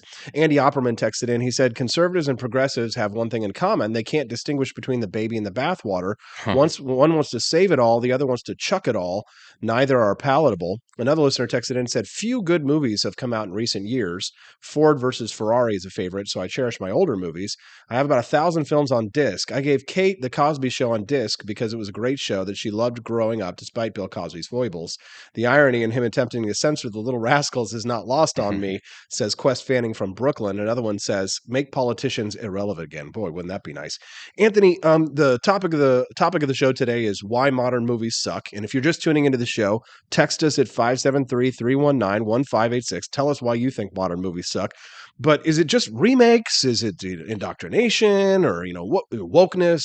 I think the industry is ran by pedophiles, so they make children's movies, and we're over the age of 12, so we're not the demographic. It seems like they're all satanic pedophiles. I mean, I don't think I'm being edgy. I think it just seems pretty honest, obvious. You're referring to the whole Jeffrey Epstein client list, multi-millionaire, billionaire. I think that was a glimpse. of what's going on. And then we got locked down for it. Mm-hmm. It's like, oh, you're all pedophiles. Well, I'm locked down. I can't leave my house because you're a pedophile. It's just, oh yeah, Corona's real. I forgot. But it was just this weird, kind of thing. I don't know. It just made no sense to me. And I think that's just a glimpse. Like when they call the Catholic Church. I mean, the Catholic Church sex traffics, Hollywood sex traffics, the Royal sex traffic, and these are vessels for it. Why? It's money. I think it's the money. Like, how does Oprah have that much money? Like you mean the Oprah has a TV show, man? Like you mean there's no way you could be. I mean, you can become a billionaire in entertainment. I'm not saying you can't, but most likely you're becoming a billionaire in sex trafficking and using entertainment as a front. Like entertainment uses a front for money laundering and all that stuff. It's like Hunter Biden's art paintings, things like that. Well, yeah, the art's the most obvious money laundering in the world. Amazing. 17 million for some and then everyone in the art's money laundering, in my opinion. Yeah, no one's buying an $18 million painting. Yeah, in my opinion. I mean, unless it's Picasso or something. Okay, so besides the pedophiles things, I mean, there's got to be a few sincere artists in Hollywood who are trying to make good films and things. Well, they get canceled. I mean, those guys get canceled. Yeah. If you're not a pedophile, you're canceled or killed. Have you seen that? What that Ezra? Was it Ezra Miller? What was the guy who was played the Daredevil or something like that? Oh, the guy with the afro that was thrown off the bridge or whatever? No, Isaac Cappy? Oh, never mind. No, it was the guy who played Daredevil, and he's on the run. He's transgender. He is living with a 12-year-old girl, and he's like known for traveling around the world and Yeah. trying to recruit children. I mean, so was Elvis. All these guys are like that. Charlie Chaplin had the first like casting couch. Like they've been satanic pedophiles for a long time. I feel like, and it's like just an easy way for like them to run free. Tell me about the satanic part of it, though. Well, I mean, they're clearly godless. I mean, none of those guys believe in God. You could just tell. I mean, they admit it. They, like they're just all satanic. Like I don't know. They're on the losing team, I guess. You know. If you're just tuning in, we're speaking to Anthony Rogers. He's a comedian and a producer. He's you can text the show at 573-319-1586. He's got a really great show that's happening. What is it, tonight here in Jefferson City? Jay Finney's right down the street from you, actually. Okay. On East High Street. Yeah. Nice. So, what's the show? You got a few. It's gonna be packed. Like it's we got a bunch. It's we have a conservative or you have a Catholic like homecoming parade before like out here in Jeff City, and then like I think a lot of them are gonna go drink there, and then we got. I mean, it's probably gonna be packed. I mean, just off that, and like we got a bunch of people coming for the show, and it's free. I mean, for the person going. I mean, you have to buy your own beer, obviously, but I mean, the tickets are free. That's nice. Okay, so where's it at again? Jay Finney's sports bar. Jay Finney's Sports Grill. What time does it start tonight? 9's when I'm starting, but like get there like 7, 8, so like that probably. Okay, we do have a lot of local listeners for the show from Jefferson City. So if you're a local Jeffersonian, or if you're in mid-Missouri and you want to come out and you want to see Anthony Rogers tonight, they're at Jay Finney's, and it's PFENNEYS. So if you're looking to try and find it on Google Maps, Jay Finney's, it's the letter J and then PFENNYS. So that way you can find it on your Google Maps. And, just send me a direct message if you can't find the place. I'll show you how to get there. So you've got a lot of exciting stuff going on, Anthony. I've been following you. Well, I mean, this, but I mean, you've got like a Roku channel now. You live in a bus. Yeah. Tell us about the bus that you live in. Yeah. I remodeled my wife and I remodeled a bus, turned it into like an RV. I mean, turned a like registration wise, we turned a 2004 school bus into a 2022 RV somehow. Like most people lose a lot of value in their homes, I think, and I think I gained a lot of value in my home. I probably put maybe 10 grand tops, and a lot of it was wedding gifts. So I'm not even saying it was my 10 grand. Now it's worth like way more, like $60,000 to $100,000. Like I've seen the pictures of this. Where would people be able to see a picture of that? I wanted to see it because it's kind of wild, like this bus that you got all set up. Like you're kind of like this wheeling, dealing, like big time, up and coming producer, and you live in this bus. But when you see the pictures of it, it's actually like super nice. It's like a school bus. It's like a monster truck limousine. Yeah, like it's what that's like what it feels like. And like I'm in the woods most of the time. I mean weekends I'm in cities. Like I'm here in like those extra this weekend. But I mean I'm basically like in the woods all week working. It's the most peaceful workspace I've ever found in my life. I mean, there's a lot of bugs obviously, but I mean outside of that, like you just got to keep them on your bus. But I mean, it's really peaceful, and like the best work environment I've ever had. It kind of rewound, or I guess reset me. I guess just being in the woods that much. Like we're talking to Anthony Rogers. You can text the show at 573-319-1586. Chris Morrill over in the live stream says that he was surprised that I didn't take exception to your comment about satanic, being godless. Being equated with being satanic. I'm not religious. Oh, okay. So I mean, I'm more heaven for me. Yeah, exactly. More space for you and heaven. You're reach out. So I mean, I would have took you as a Christian for some reason. I don't know why. Well, I hear that a lot. But it's probably because I try and live my life according to like a value system. You seem like you have. I was raised a Christian, right? And I believe in a lot of Christian values. I'm skeptical about claims about the supernatural. Fair. And so for me, I dwell amongst a lot of right wingers and things like that. And usually when they say things like that, I just ignore it because I'm used to it. Well, you fit in. Yeah, you look like one of us. But I'm not a pedophile, right? You look way more Christian than I do, I feel like. Thank you. Look at this disgusting man. My brother Justin wants to put flowers in his beard. He says the listener texted in at 573-319-1586. They said it's Ezra Miller. That was the name of the guy who was the Hollywood pedo. He played the Flash in the DC Comics universe. He was always a terrible casting. Movies suck because the writers are awful. The characters aren't heroes. It's like in the late 60s, they kept making westerns, and it's similar like Marvel movies right now. They just keep making the same movie over and over again. And you have to be a complete idiot to appreciate it, almost like, or a child that hasn't seen the patterns, And I mean, children are idiots too, I guess. But yes, children are dumb. They're not smart. Yeah, yes. They're using litter boxes and stuff out here. I heard. I heard.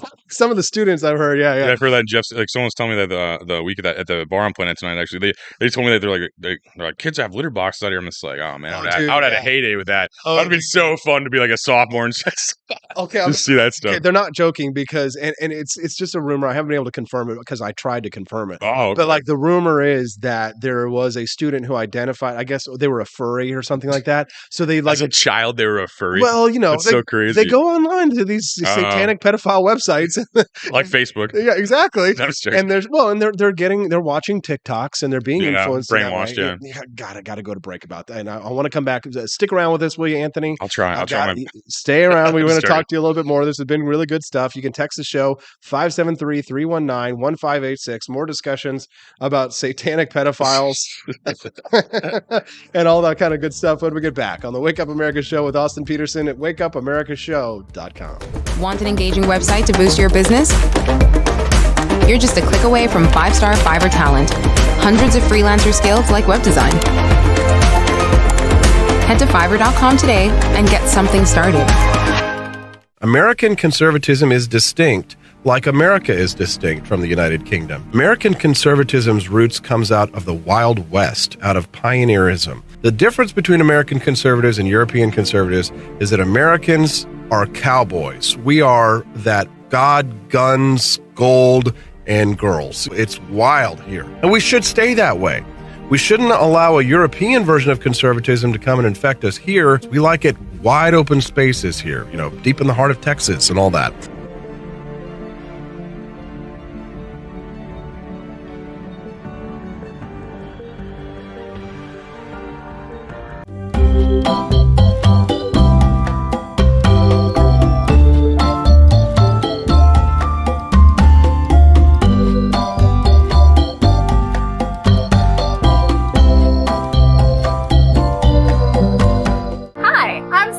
Austin's wife. I want to thank you all for watching the Wake Up America Show with Austin Petersen.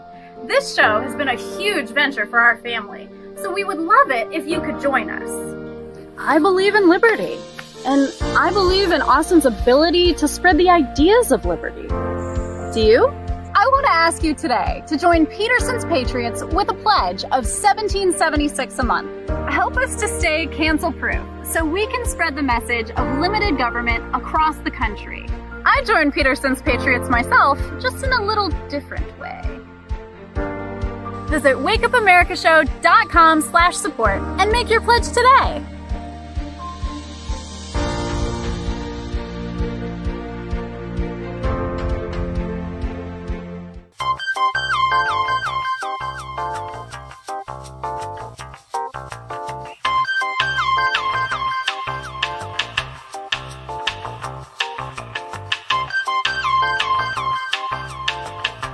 Average Americans are turning into conspiracy theorists at an unprecedented rate.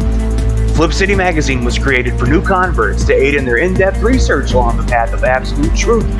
We offer the hardest-hitting news and opinion delivered uncensored in print directly to your door. Display proudly on your coffee table or hide discreetly under your mattress. Flip City is the magazine they don't want you to see, much less read. Subscribe to Flip City Magazine today at flipcitymag.com.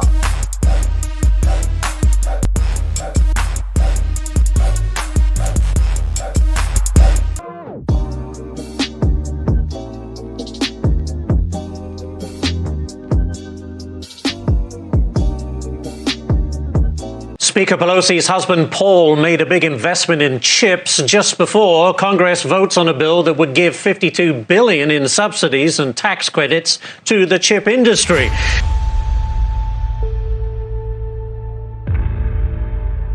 Over the course of your career, has your husband ever made a stock purchase or sale based on information he received from you? No.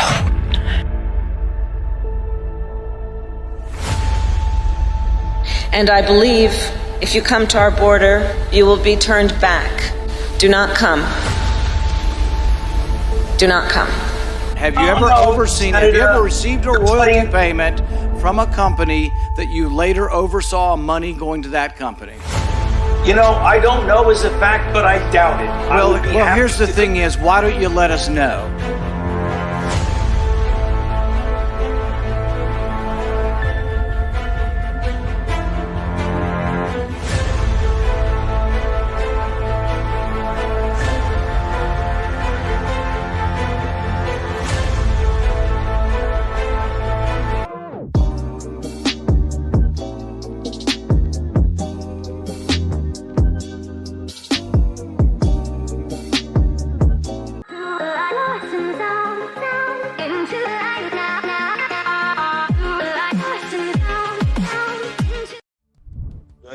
Lies and Freedom. It's 8:23. You're watching the Wake Up America show with Austin Petersen. Anthony Rogers still in the house. Good morning, Anthony. Hey, good morning, Austin. Glad to have you here. I think the discussion that we were having during the break, sometimes the discussions are way more interesting than we have on air. I think that too sometimes. We need to fix that. So that's how shows work. Yeah, I'll do the same thing on my show. We'll have the best conversation. I'm like, anyway, but and then it's like forced conversation.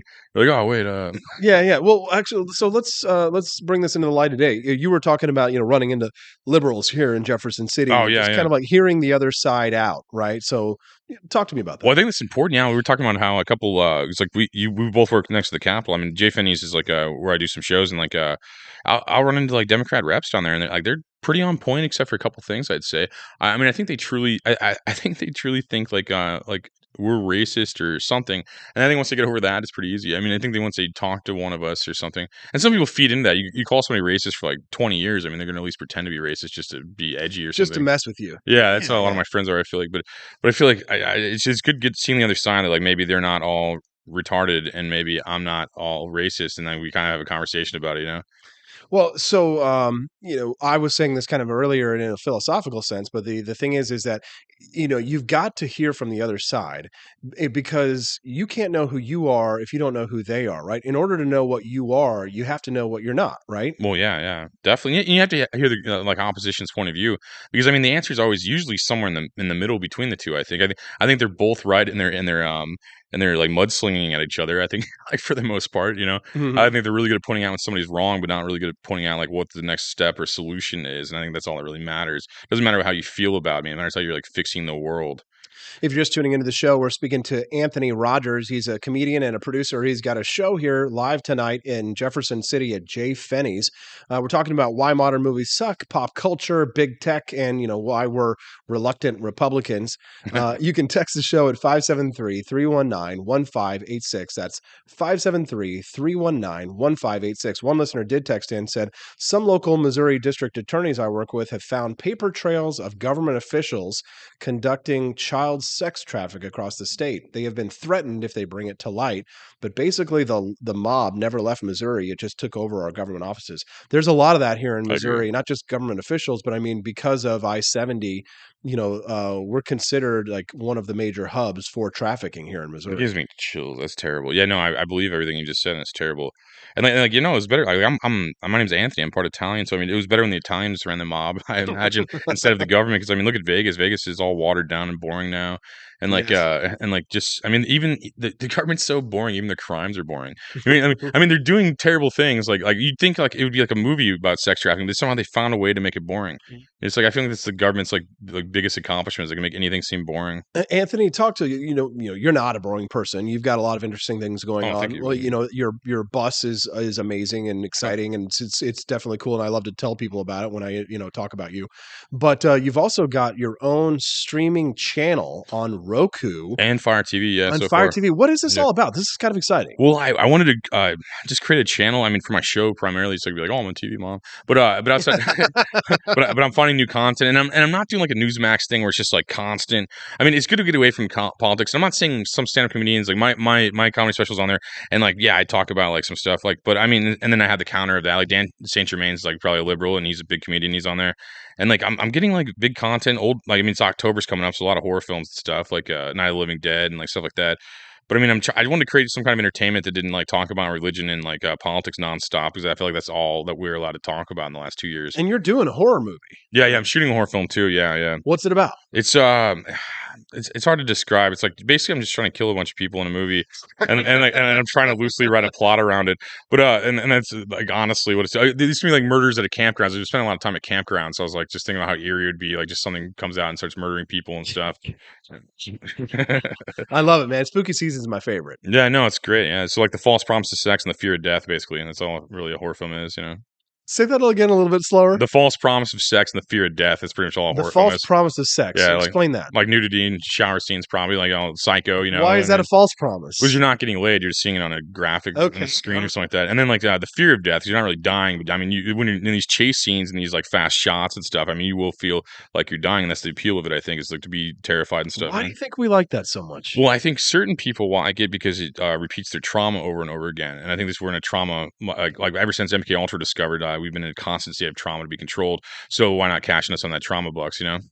But, my wife and I were talking about this. I mean, not from the MK Ultra viewpoint, but just like because she's a licensed social worker, and she does therapy for people through BetterHelp, and she says that just a lot of people, they're addicted to trauma. They are addicted to fear, and they are addicted to feeling depressed, and a lot of it has to do with peer pressure, right, coming through these social networks. Totally. But I mean, a lot of it is just that the society is sort of encouraging it in general.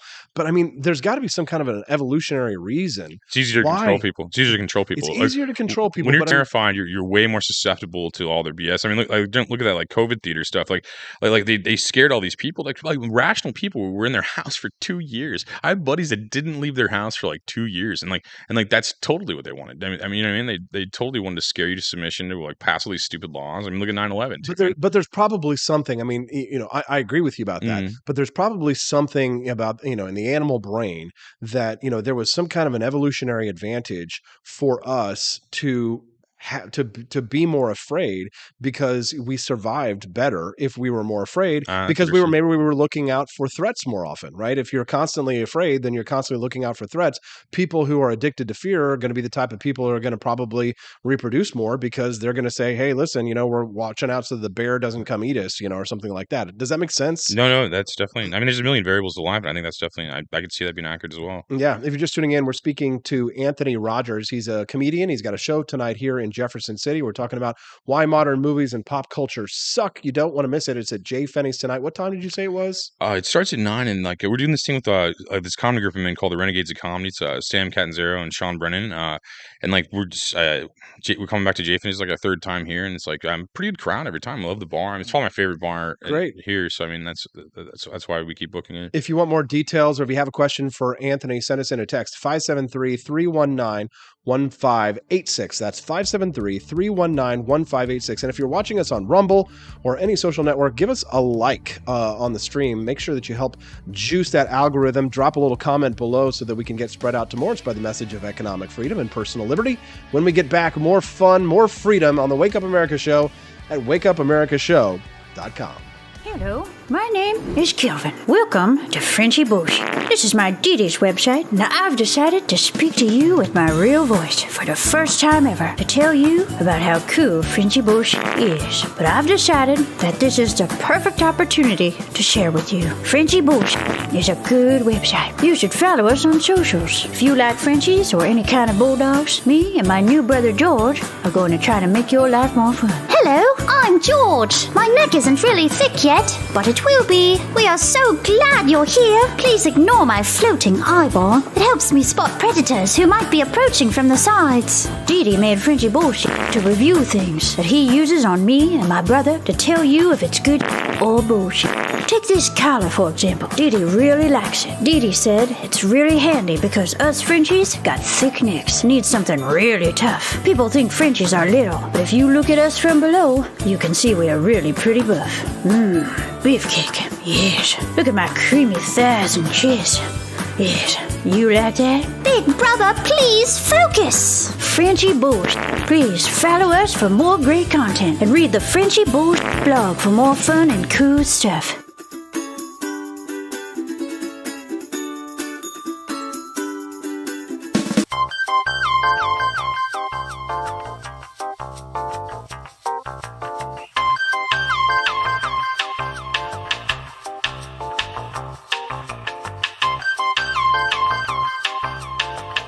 I'm a public defender. I am a public defender. I'm proud to be a public defender. 80% of Americans accused of a crime will get appointed a public defender. Everybody from a speeding ticket to capital murder. For every dollar we spend on public defenders, we spend $3 on prosecutors. Public defenders have to do pretty much everything on their own. Social workers, counselors. Investigating is another piece of it. The average public defender holds 300 cases annually. You never feel like there's enough time. Public defenders have health issues all the time. A lot of people give up and say, I can't do this work anymore. Gideon's Promise trains, mentors, and supports public defenders.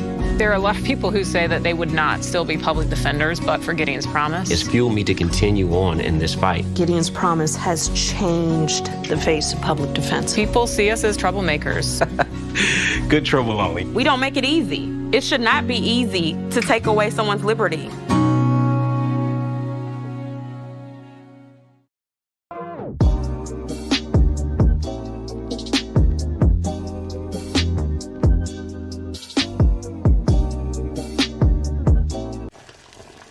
Ever hear the one about the frog? Put a frog in a pot of boiling water and it'll jump right out. Here's my resume again. But put a frog in a pot of cool water and slowly heat it up, and that frog will boil. It's a lie. But as a metaphor for us and all that we go through as veterans, Do you have any real-world experience? it's a story that rings true. We make excuses for how we feel. We push everything down. We tell ourselves the lie that it's easier to stay in that boiling water,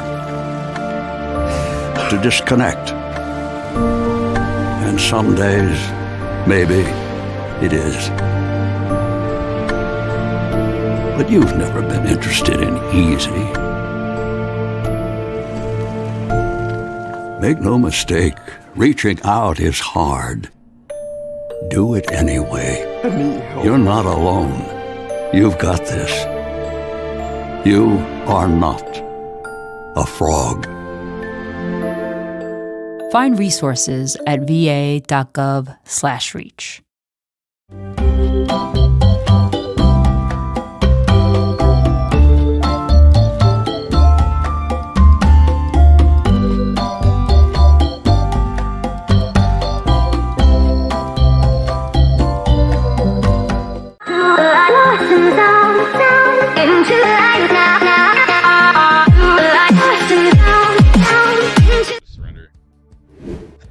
It's 8:35. You're watching the Wake Up America Show at wakeupAmericaShow.com. Thanks so much, Anthony Rogers, still joining us in studio.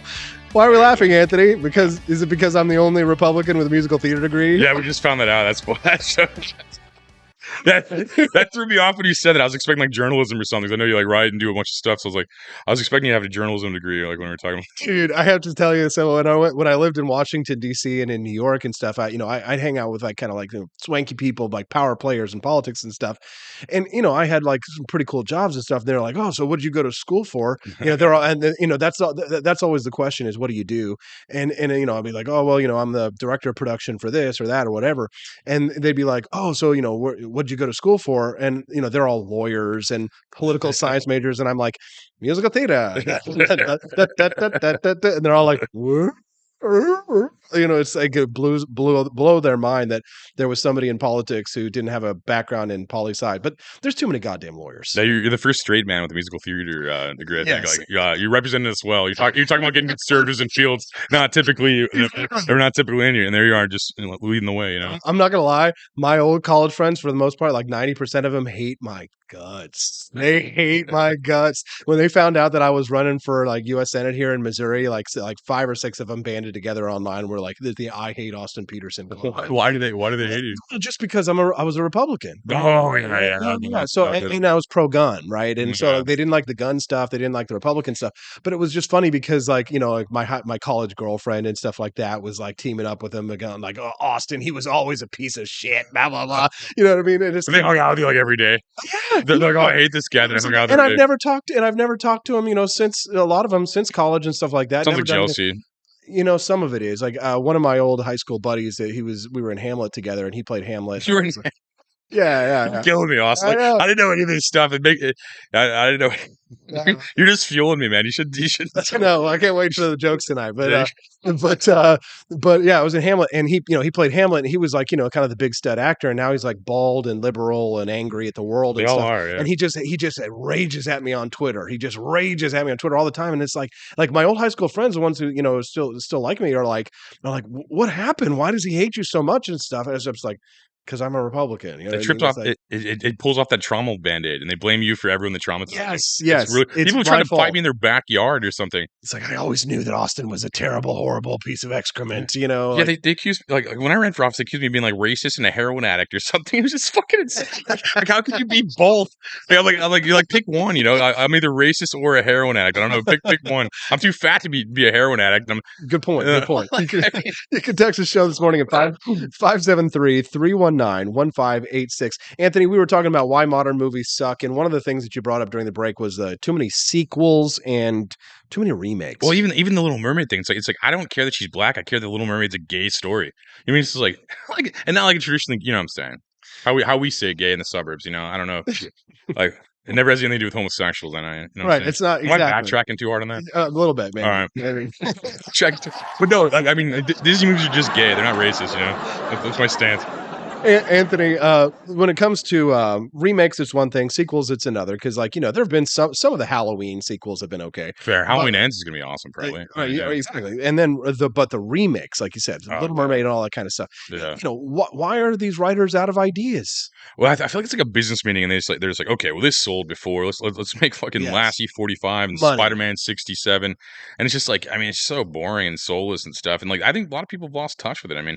What's the last really good movie, like great movie, maybe a comedy or something like that like made you laugh? What's the last like movie that was made in the last 10 years that you saw that was actually good? I saw the new Top Gun. It wasn't bad. I think Tom Cruise is an alien, but I mean, I still think, but I think the movie was like entertaining still. Like, doesn't he seem like an alien? Yes, he does. Or a clone. Or he's definitely like, you know, what is that thing that they do where they take the blood of children and then they infuse it in themselves? Adrenochrome. He loves that. Adrenochrome. Yeah. Is that what it is? Adrenochrome. Yeah, he loves that. They say that scientifically there's actually something to that. Oh yeah, it's young blood. It's like it circulates. Yeah, you just put young blood in you. They drink it apparently, which is weird. You don't have to torture the kid and drink it probably. Did you see that picture of like Lady Gaga or something that came out recently where she had there was like somebody, it looked like a corpse and it was all like covered in blood or whatever. They're eating it. Yeah. What's that? It was, they have some kind of dinner like that. You know what I'm talking about, this right? one to yell. They're yelling at their screen right now. People watching this, but it's there's these weird dinners they do that with. Well, the thing about Lady Gaga too, she's accused of killing this girl named Morgana who had that style before her that was on this CD. She like this Morgana lady. Her name was Morgana something. Was like pushed off of a building or fell off of a building and like had the same songs and style Lady Gaga had, and they're on the same record, had the same producer and everything like that. So theories are that I mean, there's a lot of evidence on this too. That basically, that's still a theory, it's not proven. Is basically that like she killed this young girl and took her style and songs and then blew up with it on like the Fame Monster, whatever album that was. Like, wasn't like Lady Gaga. She was like a writer for Britney Spears. She like wrote a bunch of Britney Spears stuff. And she like blew up or whatever, something like that. But like no, when I saw this picture of Lady Gaga recently, and there's like soul cooking. That's what it's called. Soul cooking. Soul cooking. That Madrina, that one Adrenochrome. That one lady, Maria, whatever. Looking it up. That one lady does all that. That's one like satanic lady. She's like 90 years old but looks 40. It's like really weird. Spirit cooking. Yeah, that's like the dinners they're all part of and stuff supposedly. Here we go. Marina Abramovic just wants conspiracy theorists to let her be. She says, I'm an artist, not a Satanist. She says it's not the first time she's faced this accusation. Her work can be violent, sometimes bloody. The Microsoft video is more focused, whatever, blah, blah, blah. So in the corner of the internet is seen as something else, entirely evidence of a satanic conspiracy. InfoWars accused her of working with a witch, a black magic performer, and a Luciferian individual. So like all of her stuff, I'm looking at it right now, spirit cooking. She paints recipes on gallery walls in pig's blood. So like mix fresh breast milk with fresh sperm milk, drink on earthquake nights. Dude, this is the kind of stuff that you warn about, Anthony. Yeah, maybe there is an evil satanic. Well, there is. She's like, I just write stuff in pig's blood on walls. Why does everybody hate me? It's like you're bringing this negative attention to yourself, and then you cry about it and play victim. It's like insane. Matt Unruh over in the live stream says he wants to be on the next movie segment. Well, yeah, you'll have to call in on the program, Matt. You can text us, of course, always at 573-319-1586. Don't forget also, too, that you can follow us over on Rumble. I'm really trying to build up that social network. If you don't have an account, I'd like to ask you a favor today and head over to rumble.com, start an account over there, and follow me over there at AP4Liberty, because honestly, I don't know how long I'm going to last on Facebook. Anthony, you've been blocked or banned from Facebook like what, 50 times, 100 times? Like too many times. Still on Instagram though. I saw you had like 200. My wife like looked you up last night. She's like, "Oh, who's Anthony Rogers?" And she like looked you up, and you had like 200,000 fans over there on Instagram. How'd you blow up so big over there? Well, I mean, That's the last one I'm allowed to. It's just like happy pictures. Like you mean like I can't use words anymore. I can't. Like, See, I get like, blocked from there a lot. I get demonetized on. Well, Instagram you're posting a lot and more stuff. political stuff. Like that's the one Yeah. place I didn't do that because of all this stuff. I was Okay. testing it. Like Twitter, like I had a verified Twitter with only like 15,000 people. There's like You had a verified Twitter. yeah, I'd like And what, they took it away? Yeah, they just deleted What it. It's the gone hell? now. I was like making fun of people. Like, they're talking like they're just like they're like look at these brave Native American warriors. I'm like yeah, they were so brave. They lost to a bunch of fat people. You know, it's just like it's just like making fun of like how like my ancestors probably weren't even that tough, but they're Who still would win, dominant. fight white guys or brave Native Americans? Yeah, it's like these guys like sweat Doritos now, and like we still took your land. You know, it's like and like they get all mad about it. And it was just like a joke. You know, it's like I'm not pushing for the genocide of like Native Americans. And then like some like blue haired guy at Twitter deleted me. You know, and then basically and then Facebook had 1 million people on there. Like it made me discouraged though. I probably would have. How dare you? I probably would have had more people if I wasn't so discouraged from being banned all the time. You know what I mean? Like, Oh my God, this is funny stuff. Text the show 573-319-1586. Love to hear from you. We've got lots more great show to go with Anthony Rogers. He's got a comedy show tonight, Anthony. What's the story here? it's at J. Finney's on East High Street in Jeff City if you guys are out here. And if you're not out here, you should just cancel your plans and come out here anyway. Exactly. No matter what state you're in, just drive here. Exactly. Come to you got Jefferson time. City. You Yeah, still got time. It's the morning time. Yeah, hang out. We don't have a show for like 11 more hours. And it's with the Renegades of Comedy. It's this comedy group I'm in with Sam Catanzaro and Sean Brennan. They'd kill me if I didn't say their names. So Well, we still got 15 more minutes of great content left to go. Anthony Rogers is going to stick around with us for our final segment as we talk about why modern movies suck. You can text the show at 573-319-1586. And again, do me a favor, head over to rumble.com. Again, if you don't have an account today, today's the day to sign up for one and follow me over there at AP4 Liberty. It's time for us to start making the migration over there, right? Trying to start moving away from some of these platforms. Try to support with your time and your energy and your attention and your dollars the causes that actually support you. We'll be back with more Wake Up America Show at wakeupamericashow.com. I enlisted as a medic to be there to help my patients, and after an injury, I found myself as a patient. I experienced post-traumatic seizures. Depression is a big one that comes along with it, PTSD. So I pursued my PhD in neuroscience and regenerative medicine. The coalition has helped fund my academic pursuits. They genuinely care about helping the vet in whatever way that they can. Through supporting the coalition, you're supporting some of the veterans that have the biggest needs. Visit saluteheroes.org to learn more.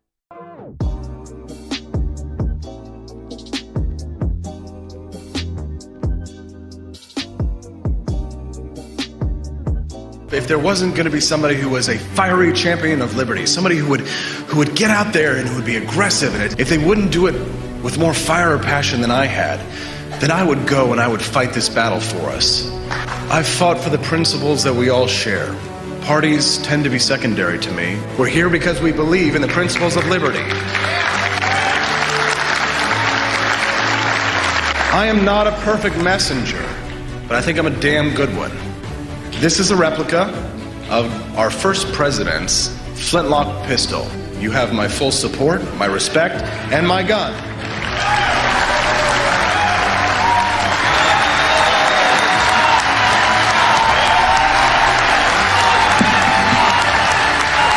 Thank you very much.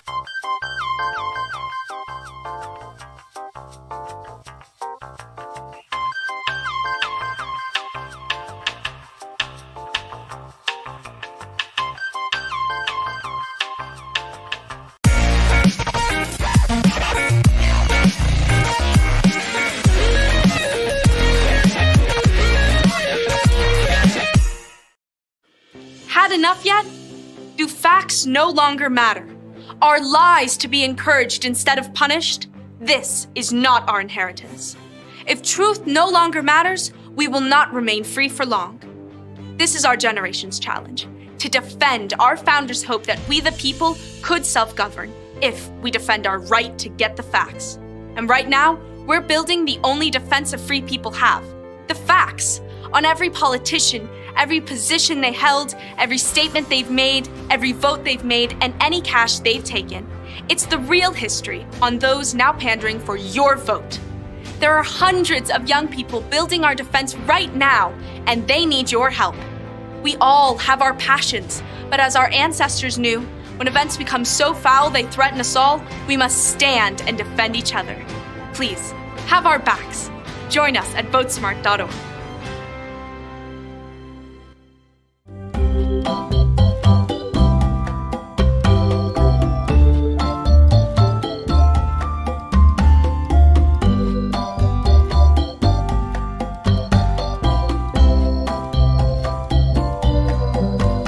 What would happen if I had to pick up the phone, call 911 for one of my family members or one of my neighbors? What would I do if no one was on the other end to respond? What if there was no 911? You can be a part of the solution. Anybody can be a firefighter. Male, female, younger, older. We have school teachers.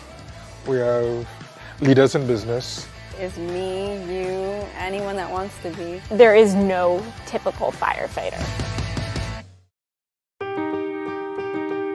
As the world faces the challenges of the ongoing COVID-19 pandemic, Lions recognize that kindness matters now more than ever. And Lions and Leos are finding ways to continue to serve our communities, including ordering food delivery for healthcare workers, holding story time for children online, and providing surgical masks to medical professionals and first responders. Empowering us to do more, Lions Clubs International Foundation has provided nearly $2.5 million in grant funding for COVID-19 relief. And that support continues to grow. For more than 100 years, in times of need, Lions always find a way to help those around them. And after we emerge from this, we will be stronger than ever. Visit lionsclubs.org to learn more.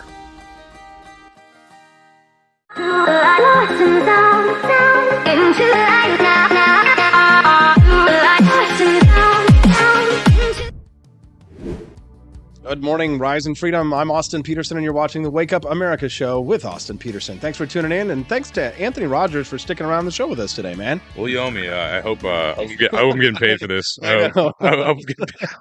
No, thank you for having me on here. I'm just messing. Anthony's star is rising. He's a comedian. He's got his own show over on Roku. He's got multiple shows that he's signed up over there, and you definitely want to check him out. So since you get banned from everywhere, if you were to tell people like, what's the one way to find Anthony Rogers so that they can find all your stuff? Where's the best platform to find Anthony Rogers? I mean, you could Google me and then add me. Add my OnlyFans and then my Snapchat Premium. That's the best way to get a hold of me these days. Anthony, we were talking during the break about Mark Zuckerberg and his creation of Facebook, and you said you thought MySpace was better. It was way better. Yeah. Why? Because I mean, it had music and stuff. It had its own record label. It pushed its own entertainment. MySpace was smart because it was basically it was a server that sold hosting, so it had all this extra space, and then they just put like websites on it. You could code your own like websites, and there wasn't all these like crazy bans like for no reason. Maybe it would have got to that point. Ever get banned from MySpace? I did. I changed my name to something crazy, but I was like really trying. It wasn't just like today. Like I'm like today I just post positive quotes and I still have restrictions. Right. But like back then I was like I changed my name to like some edgy word I don't want to say, and then like and then like they deleted it, and then like they're like that was messed up, and I'm like, well, I called myself that because it was my name. So I tried to argue, they didn't care. They deleted an account like 100,000. Okay, so you may have been the one person who got banned from MySpace. I was trying to. But we were talking about like Zuckerberg and about how like when corporations get big enough, how they essentially become like governments in a way. Yeah. In terms of like why they fail and why they suck at things, because they're just too massive. They can't possibly regulate everything that they've got going on their platform. So they create these algorithms to try and shut us down, and maybe they're written in such a ways to crack down on people like you and I more than they would, anybody else. But there's, again, like you say, probably an army of purple-haired dudes who are sitting behind there. They don't like what we have to say. Just call them dudes. Whatever. You just pick their gender. Okay, so my thing is that how I use like the pronouns thing is like if somebody is respectful to me and asks to have that pronoun respectfully, then I'll do it. But if somebody wants to like use the government or force me to do it or like demands that I use the pronoun, then I will deliberately not. No, yeah, I feel like we should just go back to nouns and call them like freaks and weirdos. Well, like I was reading Ezra Miller's like story about him like chasing 12-year-old girls around the globe and stuff, and he was just so angry. He got arrested, and the cops were like he was demanding that the cops use his pronouns and all this kind of stuff. They're like, I demand to have won't have a male officer search me because I am I'm a transgender individual and this is a hate crime. And we're talking about victimhood status during the break. Yeah. It's like the way that the left can deflect any criticism of their behavior is to claim victimhood status. We don't like, it's not that we dislike Little Mermaid because it's a stupid remake and it looks terrible and it's probably going to suck, but we dislike the Little Mermaid because she's black and we're racist. We don't dislike Joe Biden because he has dementia and he should not not fit to be commander in chief. It's because he has a speech impediment, all that stuff, right? Yeah, it's almost like more racist to assume that we don't like the Little Mermaid because she's black. Like that's just like a crazy assumption, and I feel like that's a lot of projection. Like the left has always been the racist party. If you look at anything they've ever done, I mean they use like uneducated black people to push their vote on other people. Like I ran against Cori Bush. She's a complete idiot, and she made $1 million from that. You know what I mean? Like and I think they push these people. It's tokenism. Yeah, and right? she pretended to be a nurse. She pretended to be like a pastor. She pretended to be a good mom. Like all these things. Like the same thing. Like you see them do. They push this. Like they virtue signal these complete retards that don't actually have accomplishments or jobs. I mean, their job is running for office and stealing money from the people. And they keep doing these things. They're like, oh well, that person's black, so I'm voting for them. And then that they think people are that stupid. And a lot of people are seeing that they're being oppressed. Like when I was in college in St. Louis, like I was telling these young black kids, I'm like, you do know the Democratic Party like fought for slavery, right? You do know that the party that you think is not racist. They switched. Oh yeah, they switched sides. The party switched. Super convenient. And like yeah, it's like which would have meant that FDR was a Republican. Yeah. The claims don't make any sense because like I always go, okay, at what point do they switch? And they always neglect like the prison bills and stuff that put like a bunch of black people in jail and like for life. Joe Biden voted for the 1994 crime bill. He put way more black people in prison than any other Democratic president in the modern era. It switched right after that. Oh yeah, right after that. The party switched. They would have been Republicans at that time, bro. It's like insane to see that, and they created the KKK, and like I mean, all these things. If you look at any. They're mad at like an organization of like, well, one time I think the leader or the guy who created Papa John's, he said the N-word. I'm like, yeah, well the Democratic Party like killed people that and backed slavery. I'm like, that's probably if anything needs to be canceled, it's probably the Democratic Party by their own standards and rules. You know what I mean? Like oh yeah, it used to be ran by racists, so we should just get rid of the Democratic Party. We should cancel them by their own rules. We are led by very, very stupid people. Very stupid. And I forgot that I think people think that we have leaders, but we don't. We have representatives. So these people were just supposed to represent us, and I don't feel like they're speaking for us at all because frankly they can't even speak at this point. Like so they can't speak for the people. You know, it's like. It's just, and that's what I mean. We've lost touch of that. Like the president's supposed to be the number one representative of America. Yeah. He's not a leader of anything. Yeah, he's just supposed to be a representative of our foreign policy overseas. Yeah. It's sort of I won't say ceremonial because he does have official duties, but it's gone way beyond. We have an imperial presidency now, and it's corporate dictatorship. Even the vice president has power now that they were never supposed to have. Yeah. Anyways, Anthony, we got to go, but I want to make sure you have one more chance to plug your big event tonight. Okay, don't go to my comedy show tonight at Jay Finney's. Don't go. Find any other excuse to not go. Austin's going to be there, so if you want to meet Austin in person and you want to attempt to smack me on stage, if you Will Smith me and get away with it, yes. Get away with Will Smithing me tonight. What time is the event tonight? Make sure you let everybody know. It's 9:00, and I'm going to say the N-word tonight. So if you go there, you don't know which one. Well, I'm going to say one of the N-words tonight. If you go. Anthony, so what time does it start? 9:00. 9:00 at Jay Finney's on High Street. That's PFENNEYS. If you're trying to figure it out. If you don't know where it is, I usually check my messages during the day, and the messages for the show do go to my phone through Google Voice. So you can send me a text, 573-319-1586. Anthony, it's been a pleasure. Yeah, thank you for having me on here. I appreciate it. Can we all give Anthony a round of applause? Some cheers, some applause, yeah? Like the stream, share it for Anthony Rogers, and check out his comedy show. You can also watch him streaming live on Roku as well. He's got a lot of exciting things in the works. We're definitely going to have him back on the show. He's a horror movie producer, hell of an interesting guy, right-wing conservative Christian, just like we like it. Thanks so much for watching the Wake Up America show with Austin Petersen. Did you enjoy the program today? Again, make sure introduce us to at least one of your friends. That's the favor that I want to ask you today. Of course, I think I asked you to follow me on Rumble as well. So maybe I'm asking two favors. But if you've got a friend that you know is into the kind of ideas that we espouse on this show, why don't you just say, hey, you ought to come join us on the live stream one morning. So if you wouldn't mind, just find one person and ask him in real life. Say, hey, listen, I think you would like this. Come and join me. Let's grow the show. We can do it with the help of the community of people who believe in economic freedom and personal liberty, just like we do right here on the Wake Up America Show at wakeupamericashow.com. We'll see you tomorrow.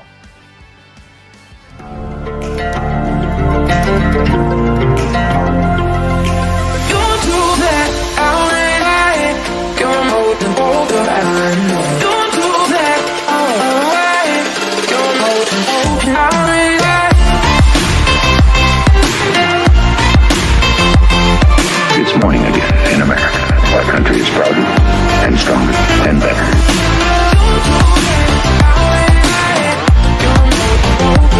I like shooting things, but whenever I can't shoot something, I like to cut things. My life isn't all about shooting and stabbing and cutting, though. Sometimes I have to do actual work, but when I work, I still like to have fun. And there's nothing less fun than trying to cut with a crappy knife. Thankfully, from the ancient sect of Christian knights, who also loved cutting and stabbing, comes a new implement that has received my personal blessing, the Templar knife. Like the ancient sword of Excalibur, you don't choose a Templar knife, it chooses you. You just decide what kind you want on the website first, however, and then order it online, and then it chooses you. The Templar knife comes in a variety of shapes. As a man of culture and taste, I have decided I will never use a terrible knife again. And thanks to the inspiration provided by this excellent product, I have decided to launch a new crusade against anyone using less than superior knives. Join me, brothers and sisters, by visiting uppercuttactical.com/pages/Templar-knives. That's a lot of slashes. For that, you'll need a Templar knife. For 10% off, use code AP for Liberty and join me in a quest for glory, for liberty, for Christendom, for the Templar knife. Get yours today. Fire.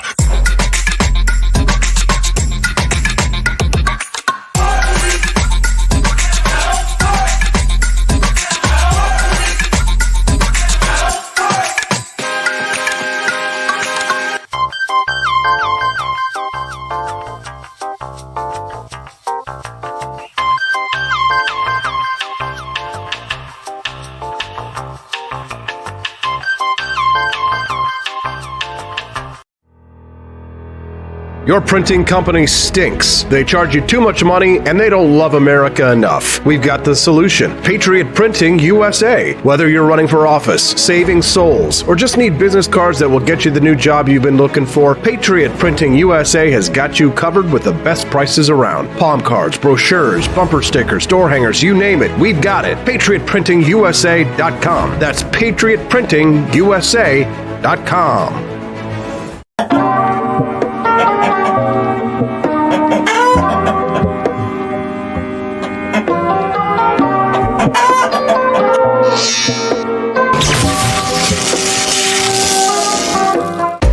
Want an engaging website to boost your business? You're just a click away from 5-star Fiverr talent. Hundreds of freelancer skills like web design.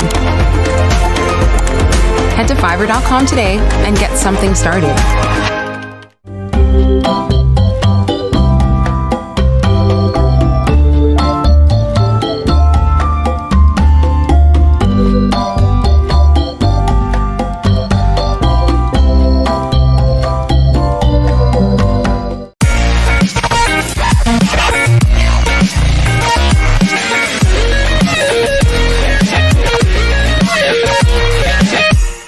Average Americans are turning into conspiracy theorists at an unprecedented rate.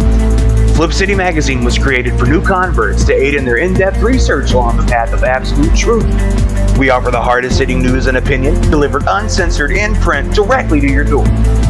Display proudly on your coffee table or hide discreetly under your mattress. Flip City is the magazine they don't want you to see, much less read. Subscribe to Flip City Magazine today at flipcitymag.com.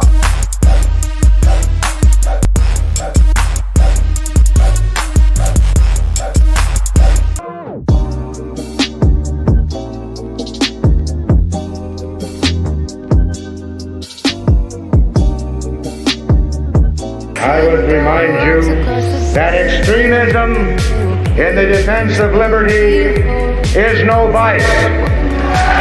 It is better to settle these matters in the courts than on the streets, and new laws are needed at every level. But law alone cannot make men see right.